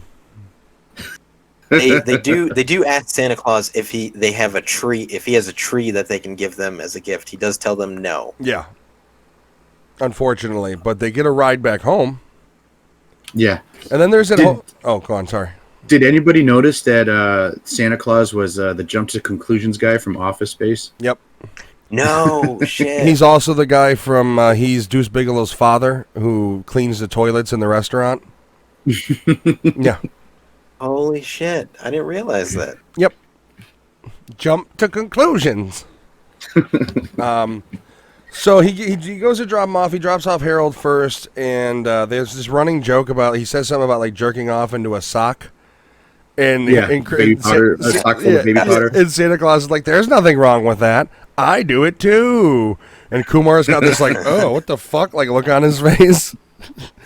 So Kumar ends up basically breaking and entering into Vanessa, his ex-girlfriend's house, and pleads his love to her and tells him I'll quit smoking, and she tells him don't quit smoking, it's part of who you are, and just use her pee to do a drug test. Yeah, but my first thought was like, because a pregnant woman's piss won't show weird hormones levels. Okay, that they'll take that, sure thing. You're drug free, but you're pregnant. Yeah. Well, good news. We could hire you on the basis of drug free, but your pregnancy might be an issue, Mr. Kumar. Anyway, so she tells him that they rekindle, and then the movie basically ends with them on the porch smoking a J together. Kumar's looking like an adult. They got the waffle bot. With Danny Trejo's reaching at the 3D screen because he's watching his new TV that Harold got him, which is somehow mounted on Harold's wall for some reason. So he bought him. He bought Danny Trejo a new TV for Christmas, a 3D TV, and then mounts it on his own wall. I'm just confused by that one, but yeah. But it wraps up, nicely. Where it wraps up in Thomas Lennon, maybe not so much. They come down from Christmas sleep, after sleeping off the Christmas. Yeah. and he starts screaming, "It's a Christmas It's miracle!" a miracle. Danny Trejo does, because the tree is there and it's fully decorated and there's gifts. Yeah, and it turns out that Santa Claus did have a tree. Yeah, well, that's he can't give away He's all a his lying tricks. Fuck. Yeah, He was shot in the head moments prior, so maybe he was just a little loopy. he was just a little loopy. Yeah, Well, he does say he's like, I'm a little woozy. and also after hitting the peppermint candy bong that he was. As I say, doesn't he rip a bong too? Yeah. Yeah. But yeah, it basically just wraps up in kind of a happy movie type. They're friends again. Vanessa and him are going to stay together. Harold's, that the end scene where they show she tests positive for the pregnancy test. Mm-hmm. So kind of everything wraps up in a nice, neat little bundle. That's why I say, if you do a fourth one, you almost have to do it centered around like a family, like a rated R family movie. Family involving comedy. Only because if you don't, unless you do it where it's like, the only other possibility is you do it where it's them two, and they're now, this was made in 2011, so at this point you can reasonably say that they've each got a couple kids. They need to get it. They've been working hard. Kumar's a doctor. Harold's doing his thing, and then they need to go on a road trip together. You can do that, sort of. Or they're heading back to White Castle or something like that. Some shit like that. Something like where they can somehow they get, it's meant up front like, hey, or you know what, maybe Harold is in the medical equipment sales industry. Kumar's a doctor. They have a conference in Amsterdam. You know what I mean? Like something like a conference somewhere like that, where you can get away from the family. But if you don't go that route, you have to include the family. They have to be somewhat of a focal point. Yeah, or they would have to be a bit more into the future, because their kids would be like, what, 9 years old? I mean, the oldest Kumars would be at this point like 8, going on 9, depending on the year. She was born the Christmas time of 2011, so probably going on 8 more than like it. So you figure they'd have a baby with them. So that's the thing is, Harold maybe has one kid because it was so hard to conceive the first time. They just have the one. Kumar's probably got a couple. You make that joke about tell Snoop Dogg's kids, you go that route, but. You would have to. I don't know if the family comedy would work out. I'm starting to wonder if maybe you'd have to up front say like, yeah, we're going to a conference, or yeah, we're doing this, or blah blah blah. Kumar's children all have to possibly be named after some kind of Wu-Tang member. Here's the thing. Like one will be Old Dirty Bastard. ODB for short. The other thing you can do is, because Neil Patrick Harris and David have children, you include them in it, where like they're keeping up that facade. Like, we got a couple of these, good for the taxes, though. Like you bring him back in that realm as well, because if you ever look at their Instagram and shit, they're a cute little family. Yeah. But I think it's about the time we're going to give our wrap-up review, and I do want to say this will end the episode. We have decided, because there's only so many Christmas movies, if we try to look up 4 different lists, you're going to end up diluting the pool. Which by the last episode we've talked about this movie 5, 10, we talked about this movie last week as well. So no lists for the first 3 weeks on the live episode. We will have a list of some sort, whether it be curated between us or an ultimate list we find. We'll develop it that way. When we do our month-long theme shows, it's kind of tough to really pull out lists, like especially when we did like the whole horror thing. Yeah, it was a little easier because there are different genres of horror. Yeah, Christmas is much more niche as far as what you can do, unless you want to review every fucking Hallmark movie, because there's like hundreds of them. But I'm not going that route. Never. No. So I'm gonna start. No. I like this movie quite a bit. I'm gonna give it a solid 3.5 out of 5. 3.5 because it's a stoner comedy, so. A lot of the jokes that do land, they land for kind of, they land, but then they're disappeared. It's that type of movie. But yeah, it's solid 3.5. I do like this movie a lot. It's always a movie that, despite the fact I've seen it several times, I still laugh when I watch it. I'll go agree. Next. Go ahead. Yeah, I was just going to say real quick, because I'm quick this time. So it's a stoner comedy, like you said, and that's what she said. That's what she said. I saw it in his face. I went to go unmute before I vape just to say it, but I was like, you know what? I won't this time. I saw your face, so I just had to say it. But it is a stoner comedy. And there were a lot of funny things but it was just like you said. Once that part ends, it's done.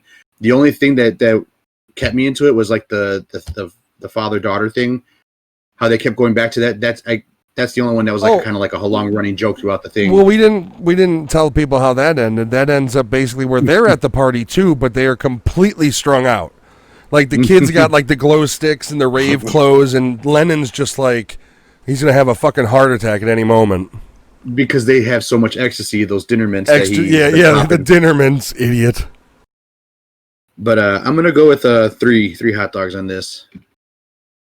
Yeah, nobody expected a 5 out of I don't think anybody would expect a 5 for this movie, but if you rate it amongst all movies or compared to stoner comedies in general, it may be high, you know what I mean, higher or lower type thing, but yeah. Mm-hmm. Yeah, and I agree with both of you guys. I'm gonna go with a solid 3, but I'll just for this once do 3 pot brownies instead of hot dogs. All right, so we'll all stick with the 3 pot brownies. Can mine have chocolate chips in it though? You can put whatever you want in yours. That's fine. Nice. I want M&Ms. Ooh, I'm with you. Load them. Fuck it. All chocolate. One of the things, though, just real quick to say, the baby's giggles at the beginning when she gets stoned. Did anybody else like start getting the giggles with that kid? I always do with babies. Like I watch the videos on YouTube with it's hard not to. Good way to end on a good note of a child getting high and giggling. Well, I mean, you should know what you're getting into when you watch Harold and Kumar Christmas, I guess. Yeah, but this movie is just it's a dumb, fun movie. Definitely worth watching, even if you haven't seen the first 2. It's just a fun movie. Yeah. I mean, you'll be pretty much as a standalone. Yeah, you won't be lost because they basically explain the fact that there's been a rift for a few years. The second movie they almost treat like it doesn't exist, besides the fact that Vanessa came from the second movie. Yeah, they don't really reference anything because that was a very political, NPH getting shot in the back. Yeah, NPH getting killed, in the back. But was that from the second one or the first one they referenced? Because he brands the girl in the first one and gets shot in the back. That's from the first movie. Because he's at the whorehouse. The car's involved in this too. So they skip over the second one completely then, because that scene where you're supposed to he's dead, that's from the first movie. Okay. But yeah, so we've got our reviews. We got 3 and 3.5 pot brownies out of 5. We will end the episode here. Everybody, we got some fun stuff coming up. Look forward to the live episode for December, which is going to be the last week of December, the 26th, I believe we're recording. Mm-hmm. And then the next episode is also going to be live. That's going to be the January 2nd episode. Going to be a little bit different of an episode. It's going to be kind of us just bullshitting. We'll have some special stuff in there, some clips, some wrap-up. A little bit different. No movie reviews. It's more of just kind of us having fun. So we do look forward to both of those live shows. As for me, I'm going to sign out for now, and I'll let it to you guys. Yeah, definitely stick around for December.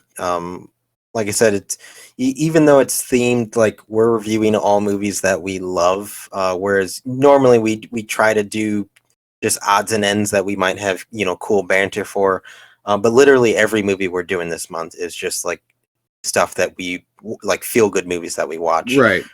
So, and also the beginning of the year is going to be awesome for us. The stuff we're going to be putting out. But with that, thank you guys and see you next week. See you next week.